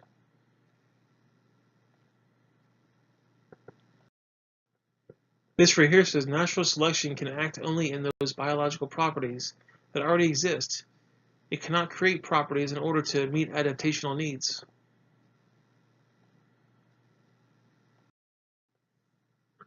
See, in Darwin's book, he said, in the 6th edition, he said the origin of species, he abandoned natural selection as being the force behind evolution due to lack of evidence. Natural selection is incompetent to account for the stages of useful structures. See, it's saying here, the finches with larger, strong beaks were able to break over the tougher pods, while the finches with smaller, weaker beaks, many of the finches with smaller beaks did not survive the drought. The next year, the more finches on the island had larger and stronger beaks. It says the evolution of natural selection occurred in just 1 year. This book says over a period of time, natural selection can lead to evolution. Helpful variations gradually accumulate in species while unfavorable ones disappear. This is line number 8. Natural selection does not cause evolution, only variations. So let's say you're in a factory that produces cars with a very, very strict quality control system. How long will it take to make a plane? See, the survival of the fittest does not explain the arrival of the fittest. By the way, survival of the fittest is not even true. It's like one of those circular reasons. Well, why did it survive? Well, because it was the fittest. Well, how do you know it's the fittest? Because it survived. This is not survival of the fittest. It's survival of the luckiest. I mean, do you think that the fish, all those fish in there, were the fittest or the luckiest? This doctor in Oxford, he talked about the pepper moth. He said it's evidence for evolution by natural selection. And since then, the appearance of it's been in almost every biology text as evidence for evolution. Basically, there's a problem with the story. Number one, the moth does not rest on trees. In 40 years, they only saw 2 moths on tree trunks. And this guy actually glued 2 dead moths to the tree trunk to take his famous photograph. Number 2, the moths have no tendency to choose matching backgrounds. This guy's results have not been replicated in later studies. And the shift in moth population did occur, but it took place well before the new lichens grew on polluted trees. The parallel shift in moth population occurred in U.S. industrial areas, but there was no change. See, if you never heard of the pepper moth experiment, what happened is they say that these moths used to be white. And these moths would be white, they floated on trees, and everything was well and good. But the town started growing coal there, started burning coal there. And when they started burning coal, everything got darker. So the moths evolved to become darker, so that way they could live better. And so we showed a picture before with about 30 white moths on a tree, and a picture after about 40 black moths on a tree. But what happened was he actually only saw 2 moths in 40 years. So in order to take his picture, he glued dead moths to the tree. And that's basically in almost every biology textbook that there is. The pepper moth is a great proof of design. God wants to make sure the moth population survives no matter what happens to the environment. It's called planning ahead. That's why Ford and GM put heaters and air conditioners in their cars. They don't know if it's going to go to a hot climate or a cold climate. Some people make great observations, and they still come to bad conclusions. So one day, some brilliant scientists did an experiment with a frog to determine how far it could jump. They measured the distance it jumped, and then one by one removed its legs to measure the difference it made. So that when the frog had 4 legs, they said, "Jump, frog, jump!" And the frog jumped 80 inches. Then they removed one of his legs, and they said, "Jump, frog, jump!" And it moved 70 inches. Then they removed another leg. "Jump, frog, jump!" And it went 60 inches. Then they said, "Jump, frog, jump!" And it went 50 inches. They decided to remove its last leg. "Jump, frog, jump! Jump, frog, jump!" Well, they expected it to go 40 inches, but actually went 0 inches. There was some conclusion from the frog experiment. They said the frog jumped less as legs were removed. That's a great observation. Then they said, if a frog with no legs goes deaf. That's a bad conclusion. And so they showed these fruit flies. They had done everything they possibly could to these fruit flies. They microwaved it, they put poisons on it. They did everything they possibly could. And they found white eyes, curly wings, they found no wings, they found stubby wings, they found yellow bodies. They did everything they possibly could to these things to try to sit there and make these fruit flies evolve.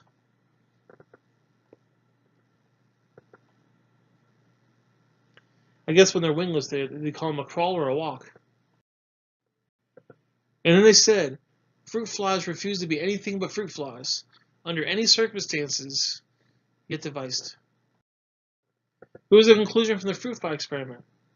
All mutations observed produced flies that were inferior to the original fly. It's a good observation. Then they said fruit flies must have evolved as far as they can go. That's a bad conclusion. It's not evolution. Just because fruit flies in the north have 4% larger or 4% larger than the flies in the south, it's not an evolution. That's just a variation in the species. This is the pepper moth experiment I was talking about. They showed all these different moths on the tree when it was white, and see how they blend in great. And on the right, it shows you how they don't blend in. The white ones blend in, but the black ones blend in good. They said in the beginning there was 95% white flies, and in the end, there was 5% black flies. Then there was 5% white flies, and 95% black flies. That's lie number 9. This evidence has been proven to be phony for years. This is in his book, Hope Biology. The hypothesis explaining the replacement of light moths by dark moths can be formed using Darwin's theory of evolution by natural selection. Dark pepper moths are common in industrial areas where tree trunks are darkened to the suit of pollution. Dark moths are camouflaged on the suit darkened bark so they're not eaten by birds. But light moths, on the other hand, would stand up against dark background and they'd be easily prey for hungry birds. And it shows you on here how the white moths blend in, the black moths don't when they have the white trees, and then the black moths blend in, but the white moths don't when they have dark trees. And they're actually still using the Tulsa Zoo in 2002. And this is an excellent book showing the facts about the pepper moth. It's called The Icons of Evolution. And they tell kids, think critically. Do you think humans are still evolving? How might the dinosaurs' body heat problem have led to their extinction? This is not critical thinking. Are humans still evolving? That's like saying, have you stopped beating your wife yet? If you say, yes, I've stopped, that means you used to beat her. And if you say, no, I haven't stopped, that means you're still beating her. Do you think humans are still evolving? If you say, yes, they're still evolving, that means they used to evolve and they stopped. Or that means that they're still evolving. If you said, no, they're not still doing it, it means they used to evolve. That's not thinking critically, that's brainwashing. This question is poorly written, and that it assumes evolution has happened when it is not. That's like saying, why are elephants orange? It's not a question to help them think critically. It's a Soviet-style brainwashing type of question that makes them believe that something's true. This right here talks about evolution, and it says homologous structures, vestigial structures, and molecules. This proves evolution. Homologous structures. Well, let's talk about homologous structures. Let's show you 4 different animals: a penguin, an alligator, a bat, and a human. And they say, see, boys and girls, all of them have a humerus and a radius and an ulta and carpal tunnels and metacarpals and phalanges. This is proof of evolution. See right here? Humans and alligators both have radiuses and ulnas. See that right there? This right here says, sharpen your skills.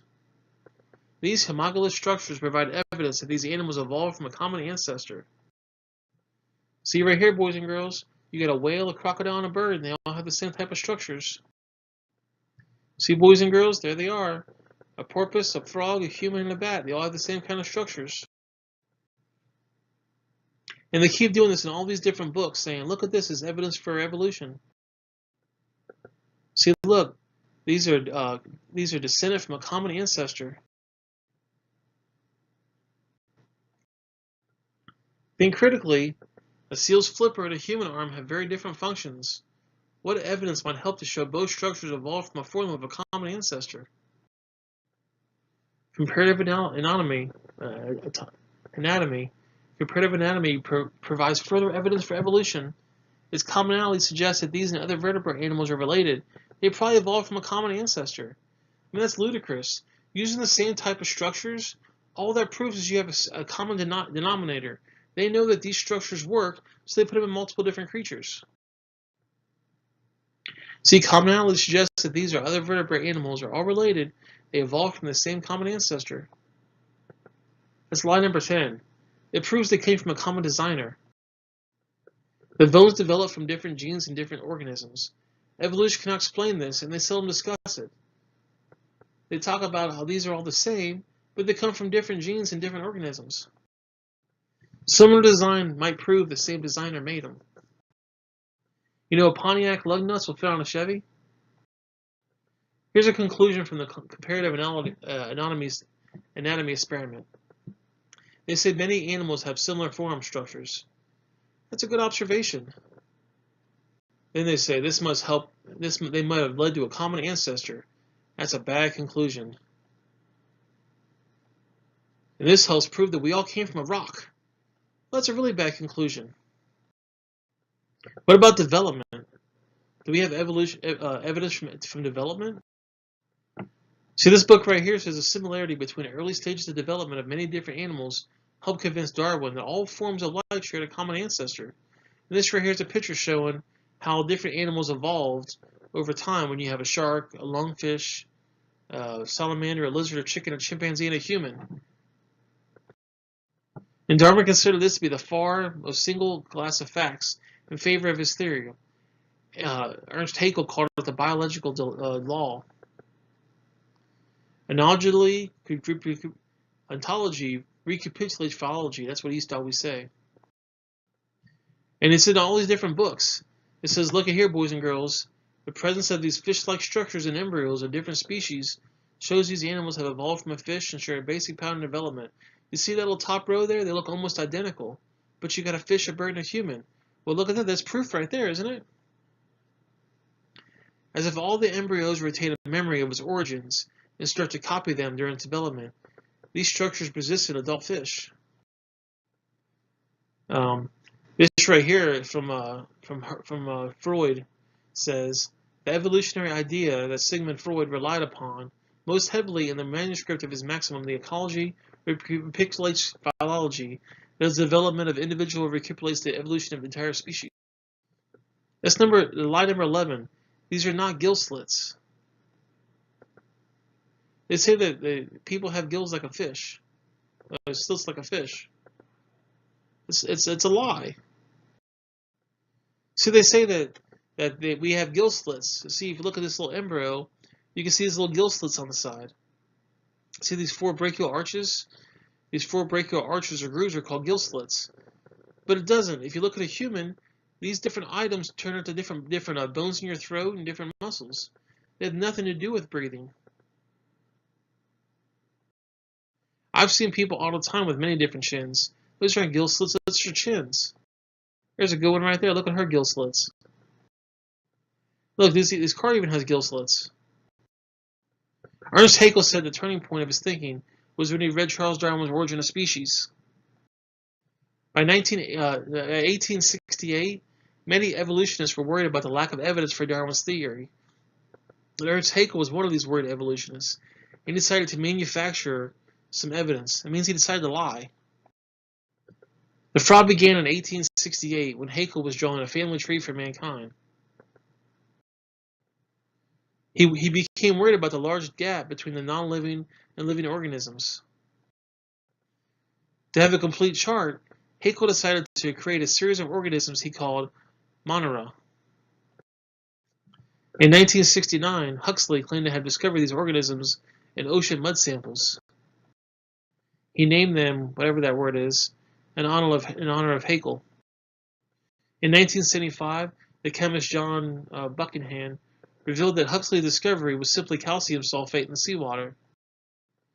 Haeckel refused to admit the fraud and reprinted the drawings on his book, The History of Creation. Haeckel's fraud continued with his attempt to prove that the only difference between man and ape is that man can speak. He fraudulently created a missing link called, whatever that is, which means speechless ape man. He even went to as far as had the artist Gabriel Marx draw these man-made creatures. Haeckel reached an all-time low when he began presenting his biogenetical law, also known as the law of recapitulation. Haeckel taught that each animal retraces the steps of evolution in its embryonical development. This right here is a dog embryo at 4 weeks and a human embryo at 4 weeks. And what he basically did is he changed it to this is how it looked, a dog compared to a man.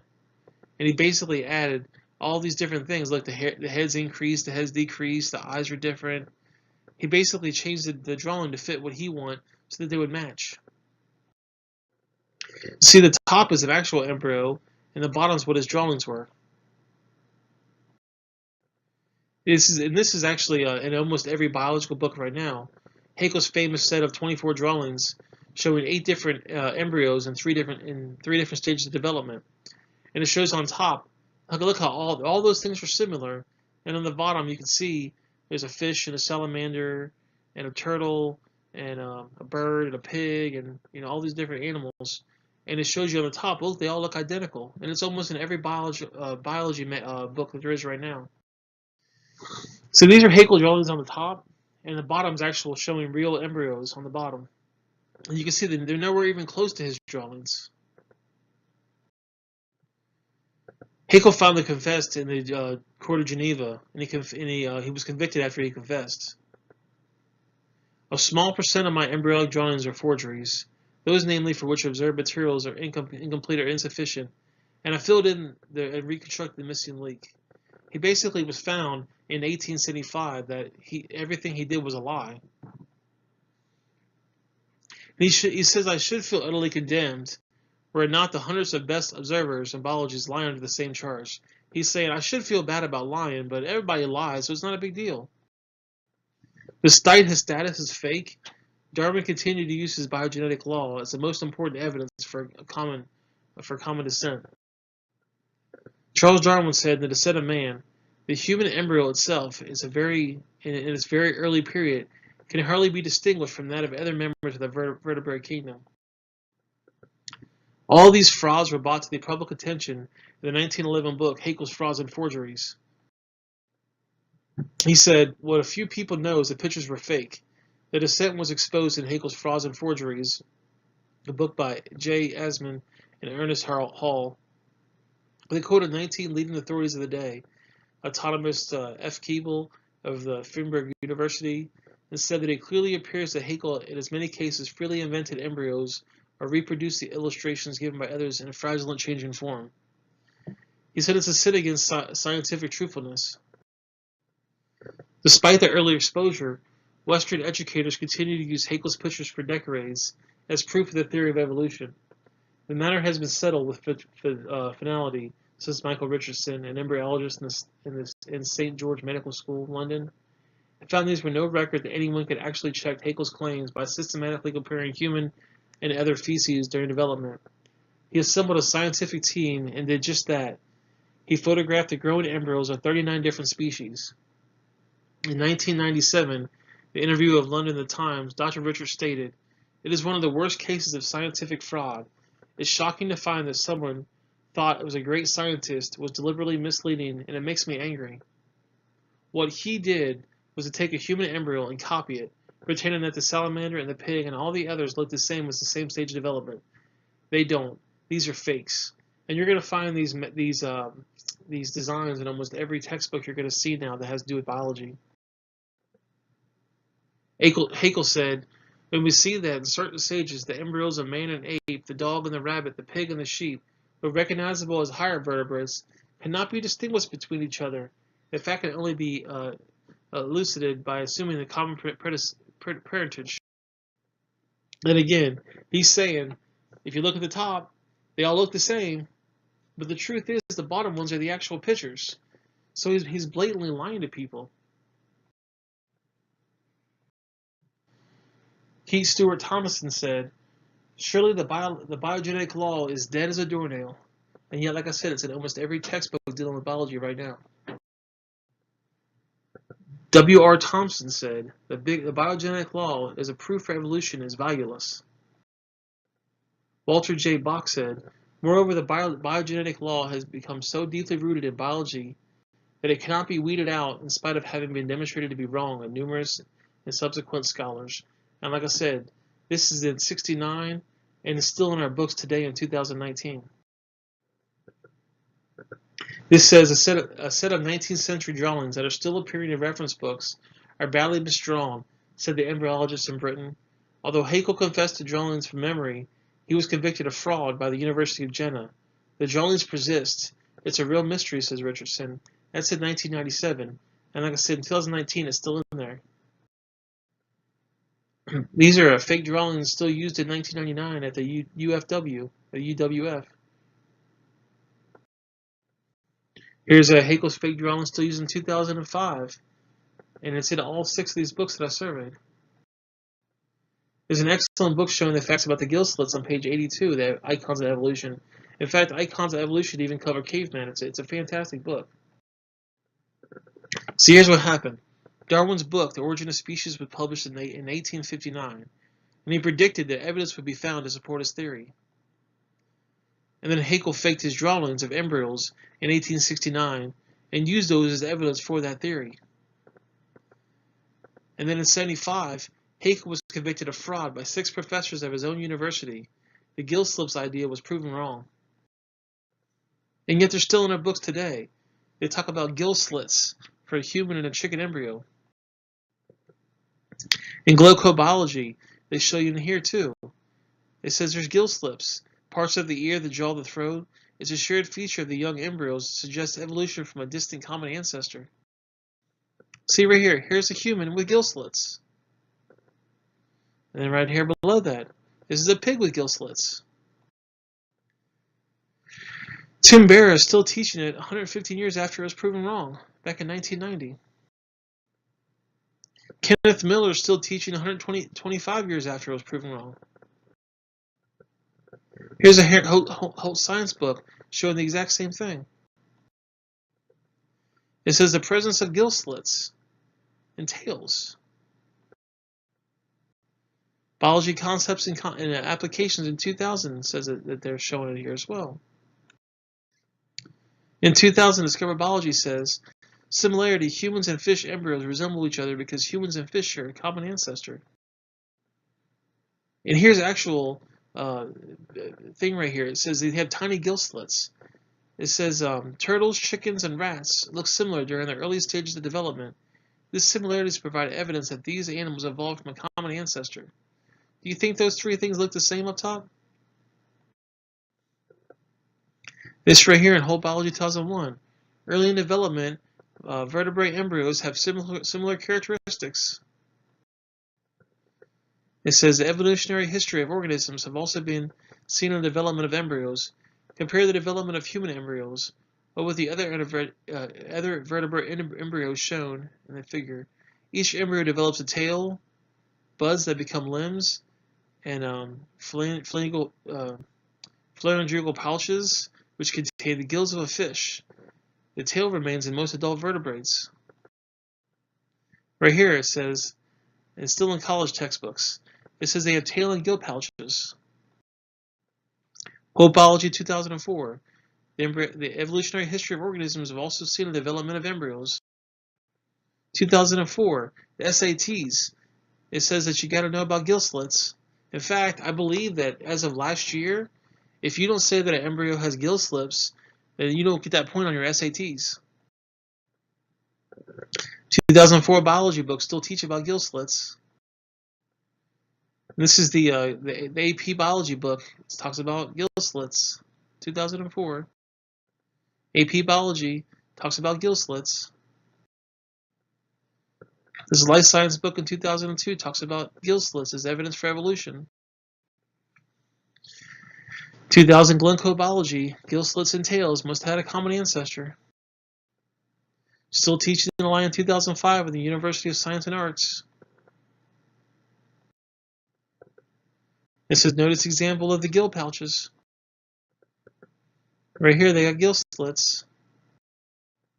All vertebrates start out with a large head region, gill slits, and a tail, regardless of what these are going to be in their adults. There's a tortoise and a chicken. They both look the same. It says over here they hatch ready on life on land. Early in development, human embryos briefly display branchial pouches similar to gill slits of fish embryos. In Dr. Spock's book of Child Care, it says each child he develops is retracing the whole history of mankind, physically and spiritually, step by step. A baby starts off in the womb as a single tiny cell, just the way the first living cell appeared in the ocean. Weeks later, as he lives in the amniotic fluid of the womb, he gets gill slits like a fish.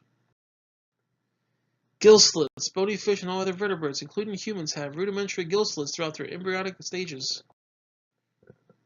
I mean, all these different magazine books talk about gill slits, and it was proven wrong years before that. And it says right here, by 7 months, the fetus from the outside looks like a tiny normal baby, but it's not. Well, 7 months? They're showing a picture of a baby that's about, I don't know, 1 month old? Maybe, little older than that? By 7 months, it's not a baby? There's babies that are born at 25 weeks. I can't believe they say it's not a baby at 7 months. Line number 12. It's a human at conception. It's got a completely different DNA as the mother. Genesis 16:11 says, the angel of the Lord said, behold, thou art with fetus. No, it says they're with child. Scott Peterson is accused of murdering his wife and the unborn children. Scott Peterson is found guilty of murdering his wife and his son in a double homicide death sentence. But see, the baby wasn't even born yet. So how can it be a double homicide? You see, the people will say it's not a baby unless it helps their narrative that, this guy killed 2 people. Then all of a sudden it's a baby. Do you know 34% of all babies born at 5.5 months survive? This is a picture of a 21-week-old baby. They're actually doing a surgery on him. And he grabs the doctor's finger during surgery. Again, I can't stress enough how much this Icons of Evolution book is, and it talks about the embryology myth. So the question is, why lie to keep the textbooks? It's the only way to scientifically justify abortion. The human population chart, if you look at it, at 1800, there was about 1 billion people, and now there's over 7 billion people in the world. But the goal of the NWO was to get it down to 500,000. Or 500 million, I mean. Anna Rose's arm was chopped off in a botched abortion when her mother was 7.5 months pregnant. Peter Singer, who's the son of Margaret Singer, said Christianity is our foe. If animal rights is to succeed, we must destroy the Judeo-Christian religious traditions. And he's actually for killing babies 28 days old. That means they've been alive for a whole month.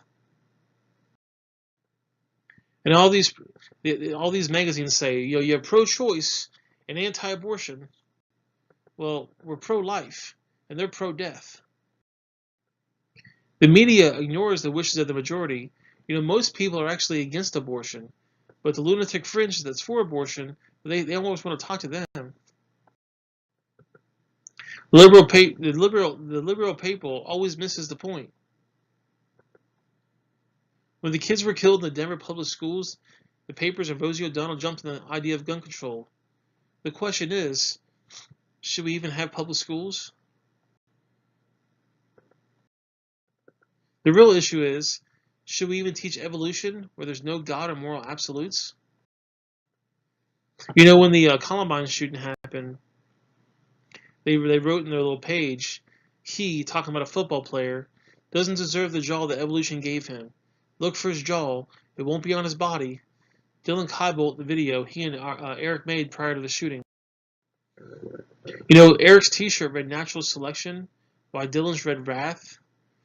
They killed Cassie because she believed in God. They spoke German to each other at the school, and they actually wore a Nazi German cross. And I saw this bumper sticker. It says, "Blaming guns for Columbine is like blaming spoons for Rosie O'Donnell being fat." See, should certain criminals be publicly executed? Should all law-abiding citizens carry guns to protect themselves? Probably unarmed. I've seen this bumper sticker on somebody. It says probably unarmed. Would you want to wear this? I mean, what does this say to a criminal? It says, "Rob me." The scientific the facts say that if you include suicides, there's only about 50,000 deaths every year. But if you look at crimes that actually are stop something with a gun, over 500,000 to 2 million people are actually stopping crimes by having guns. The Second Amendment says, as a well-regulated militia being necessary for the security of a free state, the right to the people is to keep and bear arms should not be infringed. What it's saying is, the Second Amendment is not there so we can go hunting. The Second Amendment is to protect us from our government. The purpose of this amendment is not so we can go duck hunting. It's so we can protect ourselves from our own government if need be. See, our founding fathers just got done fighting a tyrannical government, the Britons. And they found out that, if the government takes all their guns away, they have no way to protect themselves. So they wanted to tell people, you have a right to bear arms. That way, in case we, the government, becomes bad, you have a right to overthrow us. Many animals that eat grass have big horns. They don't want to hurt anybody. They just want to be left. They want to eat their grass to be left alone. They have the big horns to protect themselves. This is the reason people use to justify abortion. Number one, they say it's not a human. Well, obviously, it's a human. It's been proven wrong in 1875. It's not viable. It can't live on its own. Neither could you if you were naked in the North Pole. I know kids that are 25 and they still borrow money from their parents. What about the child may be unwanted? 1 John 1:19 says, "If we confess our sins, he is faithful and just to forgive us our sins, and to cleanse us from all righteousness." Year after year, the number of people wanting to adopt is equal to the number of abortions. These babies are not unwanted. There's people that will adopt them. What about a child may be a financial burden? Well, maybe it's from rape or incest. See, 68% of children, people say they have the abortion because children are unwanted. 21% say the child may be a financial burden. But only 1% of abortions are from rape and incest.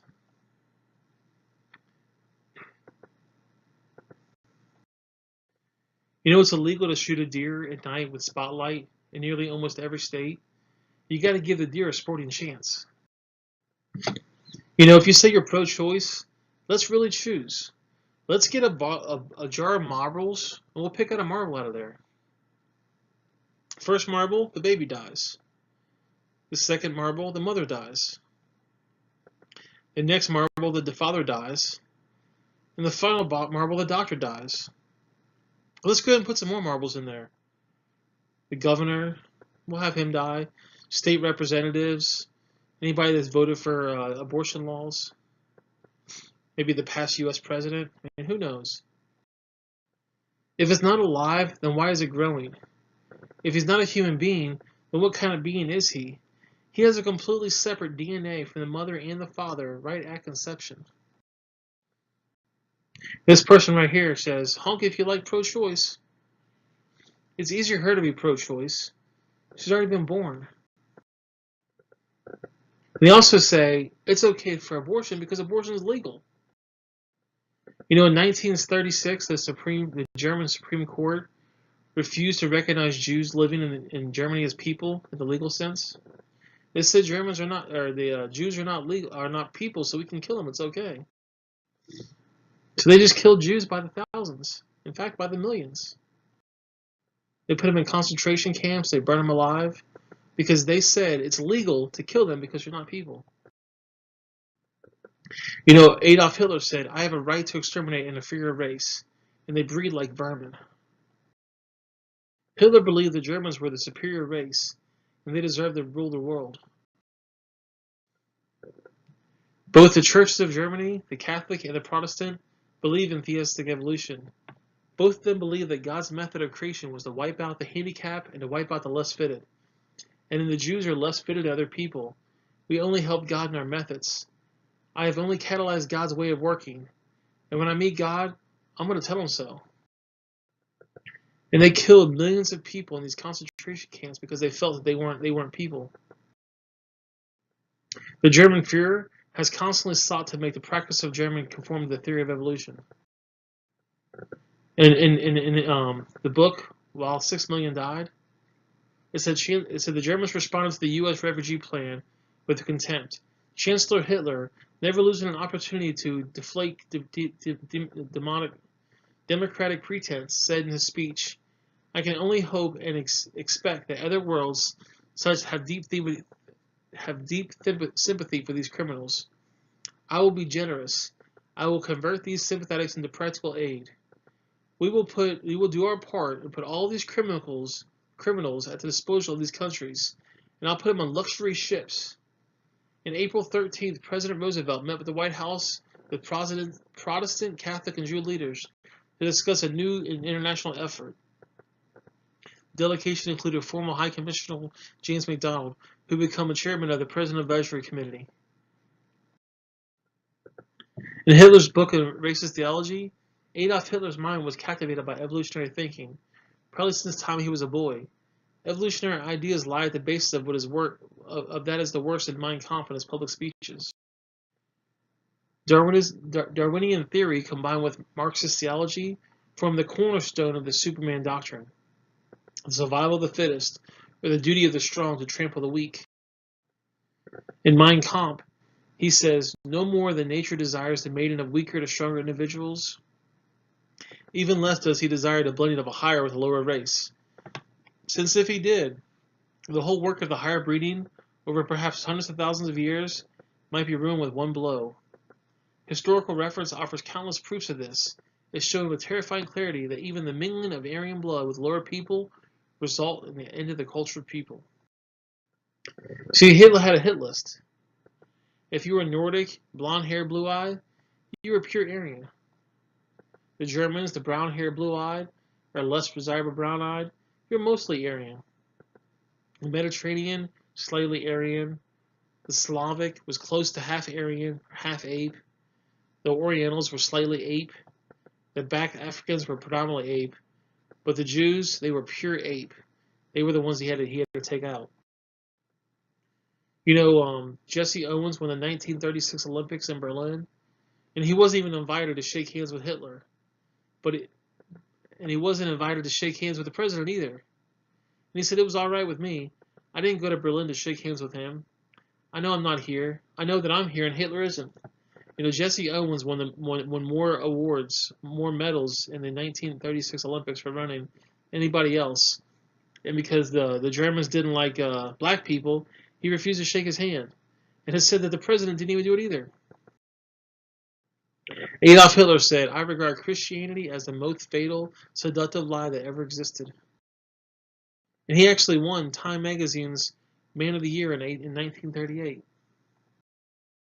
Hitler stressed and singled out the idea of biological evolution was the most forceful weapon against traditional religion. Acts 17:26 says, and have made one blood all nations of men. So the Bible's saying that we are all one nation, we are all one race, we're all one people. Malachi 2:10, have we not all had one Father? You know the Nazi war crimes trial in Nuremberg, Germany? Men said they were only obeying orders and did nothing illegal. To make sure to get Tex Marsh 2006 newsletter to see how the Jewish feast of Purim celebrated the 10 sons of Haman being hung ties with 10 people after the Nuremberg. You know, these people that said they were only doing their job, they got punished and died because of it.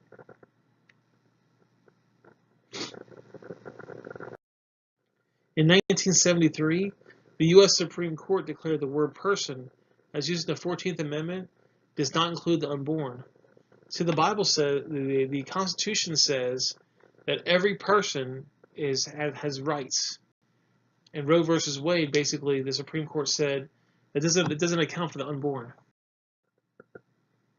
You know, the Revolutionary War, the Civil War, the World War I, World War II, Korean War, Vietnam War, they killed a lot of people.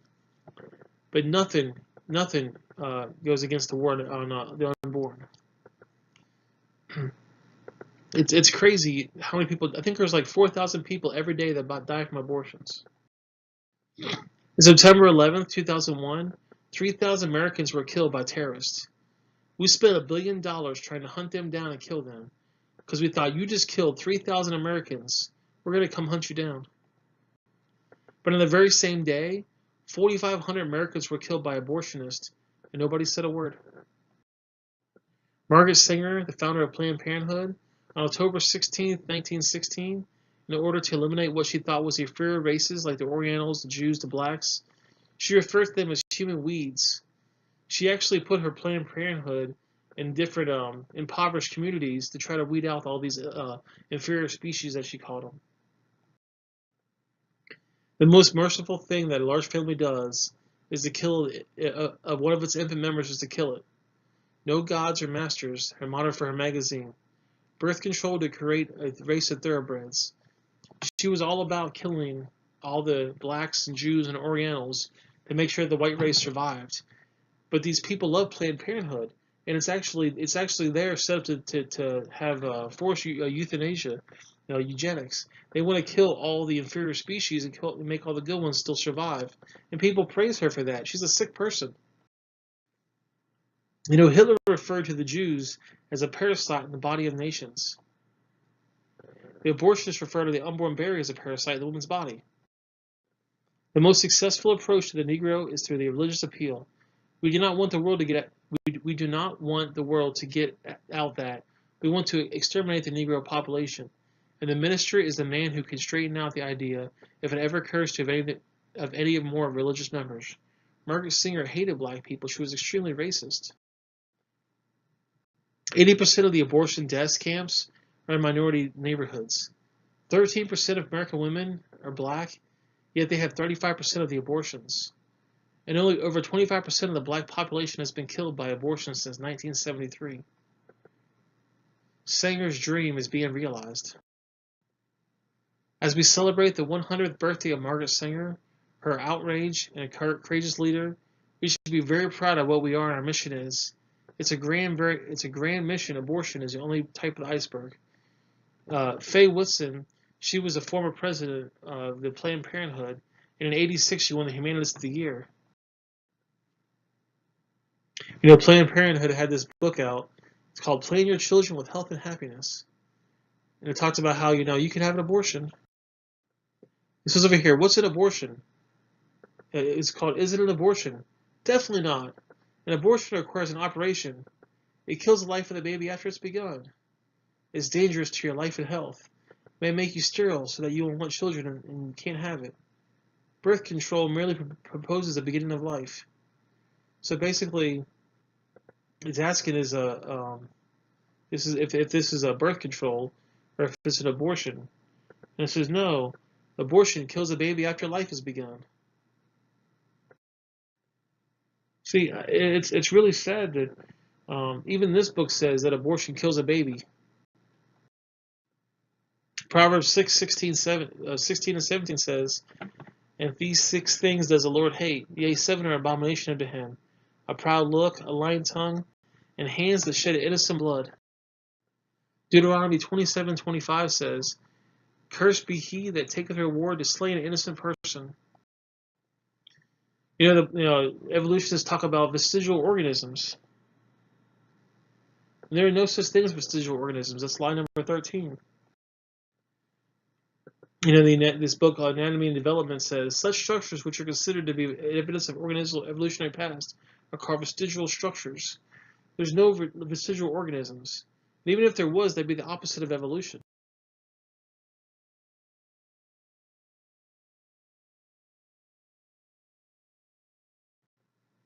This book right here talks about vestigial organisms as well.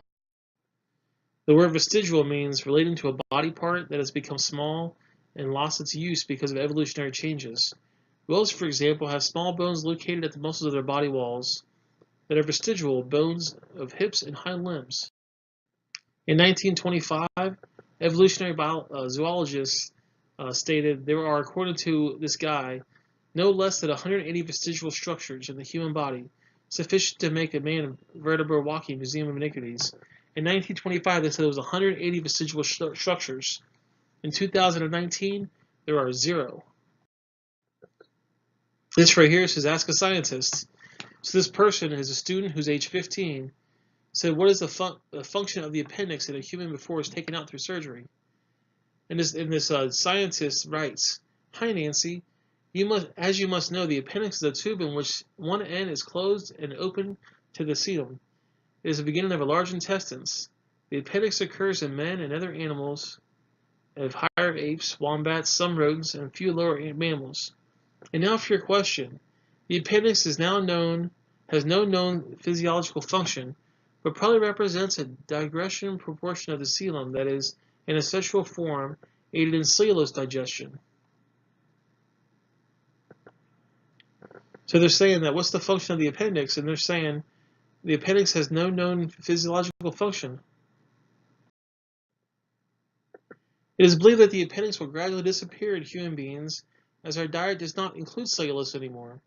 In other animals, the appendix is much larger and provides a pouch for main intestinal tract, which cellulose can be trapped in and be subjugated to prolonged digestion. This person is basically saying that the appendix have no use, no function. This person says, long regarded as a vestigial organ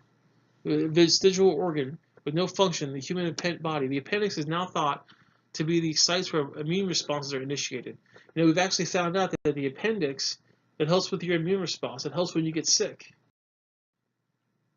The appendix is required to activate killer B cells in your immune system, and like your thymus activates T cells. It actually helps you when you're sick. It helps you get better. Its removal also increases a person's susceptibility to leukemia, Hodgkin's disease, cancer of the colon, and cancer of the ovaries. So if you remove the appendix, it's actually, you have a better likelihood of getting leukemia, Hodgkin's disease, cancer, and the colon and of the ovaries. And this person's saying, it's a scientist saying, it's got no function. It's going to disappear eventually. And it says we can obviously live without it. Well, you can live without both your arms and both your legs and both your eyes and both your ears. It doesn't mean you don't need them. And they talked before about the whale, how they have these 2 little bones in the back of its body. It's obviously part of its pelvis and its femur. So it's useless vestiges. See, it says whales, for example, have small bones located in the muscle of their body walls that are vestigial bones of hips and hind limbs. Dr. Eugene Scott says, welcome to the homepage of Natural Science Center, a nonprofit tax-exempt member organization working to defend the teaching of evolution against secular attacks. We are a nationally recognized clearinghouse for information and advice to keep evolution in the science classroom and scientific creationism out. And this right here is the Center for Science, the National Center for Science, whatever it is, and they got this thing called Bossy the Bullhole, and it basically shows you a cow evolving into a whale. It's the National Center for Science Education. It's in Berkeley, California. And they say you see these two bones at the end of the whale. They're vestigial structures from the hind legs and pelvis. Modern whales have hind limbs which have reduced to only a few tiny hind limb bones that have no function. Just imagine whales walking around. It's true. See these two little bones right there? That's what they're talking about. Think that's a whale's pelvis? You see how big that whale is? I don't think that's going to be a whale's pelvis. There's a killer whale right there. There's bones in the back. There's a humpback whale. Got the little bones in the back. See those little bones in the back? There's a pilot whale. They have the bones in the back as well. See, it says here, millions of years ago, dolphins had legs. If you look closely at the dolphin's skeleton, you'll see two rod-shaped pelvic bones. These bones may have been left over hind legs, and some scientists think it was from the dolphin's ancestors walked around on land. This right here says the whale's pelvis located far from the vertebrae and has no apparent function. You see this little the bones they're talking about. Vestigial structures such as the pelvis bones in the baleen whale are evidence of evolution because it shows structure changes over time. There they are, the vestigial structures for the whale. Vestigial structures, there's the whale again. It says the whale pelvis is evidence of evolution from a four-legged land-dwelling mammal. Line number 14. These bones are used for reproduction. The whale can't say, scoot over, honey, so there's actually muscles attached to these bones that help the whale for reproduction. Here's actually a part of the whale's pelvis right there. And this says some large female whales have similar thought distinct bones in the region that existed in mating. The Ambulocephus is mostly imagination. The dark bones is what they actually found. You see on the picture right there, they show you the dark bones. That's all they found, and they say that it must be some kind of a hybrid land-water animal. And they've actually added these imaginary webs to the Ambulocephus to say this must be what they found. And if you look at the very, very bottom right here in the corner of the screen, the top is what they say it looked like, and the bottom is what the evidence that they found. And it shows you, again, on the bottom, it shows you an A, what they think it looks like, and then B is what they actually found.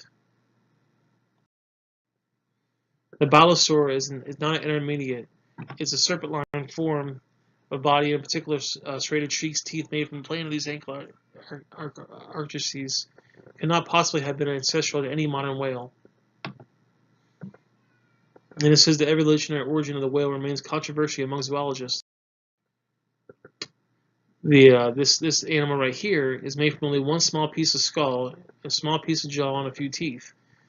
So they found this little small piece of jaw and piece of teeth. They say, well, and they made a whole entire creature. And this is listed as one of the best evidences for whale evolution, and all they found was the skull and a couple teeth, and they made this whole animal out of it. Although these were land animals, it is clear that they are relative to whales and dolphins based on a number of specializations of the ear related to hearing. So they're saying because they found the skull and they know how it hears, it must be a part of a whale. This is what they say that it's supposed to look like. And they only, like I said, they only found a jaw and a couple teeth. This right here says the evolutionary trees constructed by studying biological molecules often don't resemble those drawings from morphology. It's basically saying that they make up these ideas when they actually study it. They found out they're wrong. And here's an article right here talking about basically what I just mentioned. If you want to read it, you can pause the video. It says a recent book, Darwin's God, has a good overview of the amazing change that had to take place in such a short period of time. A short period indeed. After the dinosaurs died out, whales had to evolve with astonishing rapidity. One quick example not mentioned by Hunter are the numerous individuals countercurrent heat exchanges found throughout the massive tongue of gray whales. The exchanges converge at the base of the tongue to form a bilateral parallel retina. Creation scientists say these heat exchanges were designed to substantially reduce heat loss when these whales feed in cold waters. Microevolutionists say they evolved in most 5 to 10 million years. If these exchanges did evolve, natural selection had nothing to do with it. Natural selection can act only to these biological properties that already exist. It cannot create properties in order to maintain adaptable needs. It's basically this article saying that the creation idea makes a little more sense than the evolutionary idea. Such increasing evidence against will evolution causes me to conclude that sequences proposed by this person and other evolutionists are forcing the data throughout speculative and imaginative mating processes, not representative. The whale story is far from finished. It says he's a leading micro-mutationist as well as an outstanding geneticist. Such mimicry is a type of animal defense against predators, and as far as I can tell, has nothing to do with macroevolution. A harmless or palatable species mimics an unpalaburial, harmful model. These examples are seen in the larvae of hawk moths, Jordan salamander, and harmless moths and golden paper wasps. It says that natural selection has maintained a resemblance that gives the possessor almost as much production as the model. This is will evolution as the eyes don't have it. Researchers from Sweden and Germany found 14 species of toothed whales and seals that all lack pigmentation found in the blue receptors of their eyes. However, they found the pigments in river otters and wolves close relatives of seals, and the hippopotamus, which is closely related to whales. Why is this happening is a mystery. Other species and color vision are also puzzled. Creation scientists are not puzzled by the slightest. Whales have always been whales. According to Genesis chapter 1, since whales did evolve from land creatures, creationists are not surprised that one group would have the pigment and the other does not. This right here is a big 15.5-foot Burmese python. And if you look where the guy's hand is, they're showing these little bones. You can see these little bones on the very, very bottom there. There's a close-up, you can actually see them a little better. And small pythons even they have them as well. You see them right there. Small male pythons have these. Whales and snakes have vestigial hip bones and leg bones. You can see on there the baleen whale and the boa constrictor. They have these little bones right there on their hindquarters. It is saying right here that the python's short claws have a vestigial leg. This is boa constrictors have hip bones and rudimentary hind legs. And this is the rudimentary hind legs of a python snake. So they keep saying that these are vestigial structures, but they actually use them for reproduction. These are not rudimentary hind legs. This snake does not have any arms, and he cannot say, "Hey, honey, scoot over." These claws are used during mating to maneuver their male into position. They have nothing to do with the legs, and they never did. Darwin concluded that these anatomical features that are vestigial, the remnants or features that are functional in evolutionary ancestors. What about the coccyx, your tailbone? And they say this right here is also a vestigial structure. It says the tailbone has no apparent use. The vestigial tailbone in humans is homologous to the functional tail of other primates. Thus, vestigial structures can be viewed as evidence for evolution. Organisms having vestigial structures probably share a common ancestor. This right here is talking about the tailbone, the coccyx. And if you think the tailbone is vestigial, I will pay to have yours removed. See, at the end of your backbone, there's a coccyx. There's a few small bones that are fused together.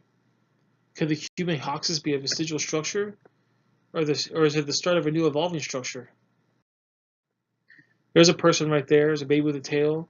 They say he must be a Hindu god. It's not a tail. It's just fatty tissue without bones, muscle, or cartilage, and it doesn't even line up with the spine.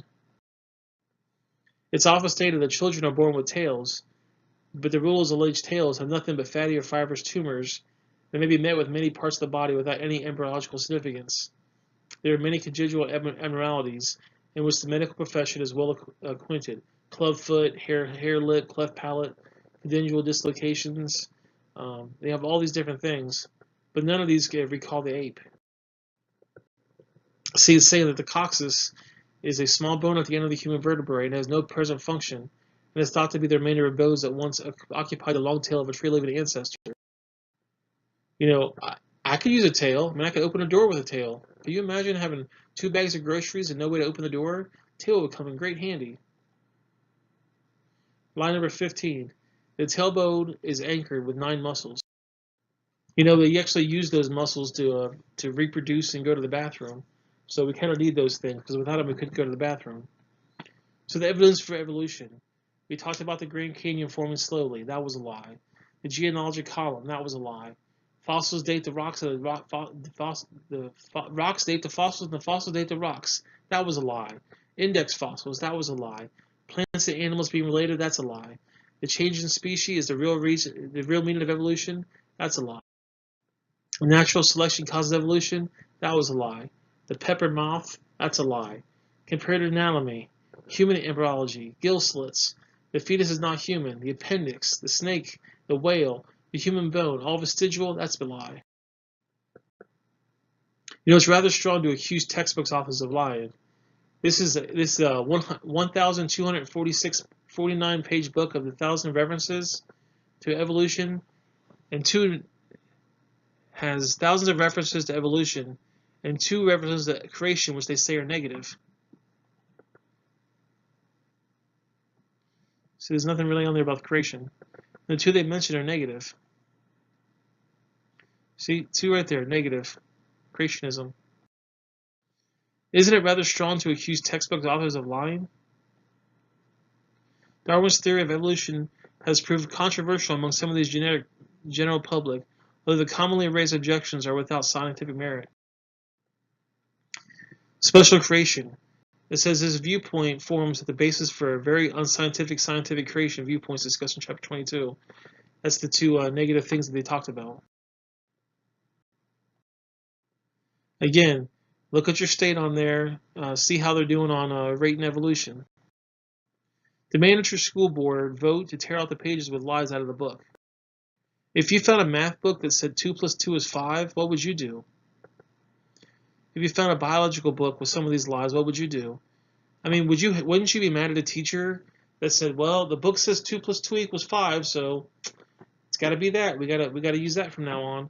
Of course you would. You'd want your teacher to correct them. 2 plus 2 does not equal 5. So what would you do if you found lies in your book? So we talked about all these different lies. We recommend you get your children a public school system. And there's a great book to help you right here. It's called Simply Homeschooled. The public school system has a whole bunch of lies in it. And evolution is just the tip of the iceberg. History, sciences, even some literature has a whole bunch of lies in it. And people just, they're okay with it. I mean, would you send your kid to the bottom of the ocean without scuba gear? Sir Arthur Keek said, evolution is unproven and unprovable. We only believe it because the only other alternative is special creation, and that's unthinkable. Julian Huxley said, I suppose the reason why we leapt at the origin of species was that God interfered with our sexual mores. Romans 1:28 says, and even as they did not like to retain God in their knowledge, God gave them over to a reprobate mind, to do those things which are not convenient. 1 Thessalonians 2:11, and for this cause God shall send them strong delusions, so they should believe a lie. You know, the devil's trying to tell people, oh, just keep walking. I'll show you the evidence right there. Just keep going. Satan's a liar, and he wants to use the evolutionary theory to destroy humanity. Numbers 23:19 says, God is not a man that he should lie. Titus 1:2 says, the hope of eternal life, which God, that cannot lie, he promised before the world began. For whosoever shall call upon the name of the Lord shall be saved. So let's summarize. God made the world. He owns it. And he makes the rules like the 10 Commandments. We are guilty of breaking his rules. You know, thou shalt not bear false witness. Thou shalt not steal. And we're going to be punished because we're guilty of breaking his rules. We must find a substitute to take our place, or we're going to die. And Jesus is willing to take that place. If you were to die today, where would you go? Smoking or non-smoking? You're going to be dead for a very long time. All you have is that dash. And you should use it for God. What on earth are you doing for heaven's sake? Are you following the world or are you following God? In the next section, we're going to show you more lies in the textbook, designed to get students to believe the evolution and tell you what you could do about it. And thank you guys. This is the end of my seminar. Make sure you subscribe to my channel. Click that notification bell. That's going to give you updates whenever I post a new video. Also, like and comment. Like I said, that's going to tell YouTube my views are getting talked about. Even if you don't have anything to say in your comment, just say good job, thank you, can't wait to the next one, just anything. That way I get a comment, and that's going to help YouTube show more of my videos. Thank you much, everybody. I appreciate you guys following along, and God bless you guys, and I'll see you next time.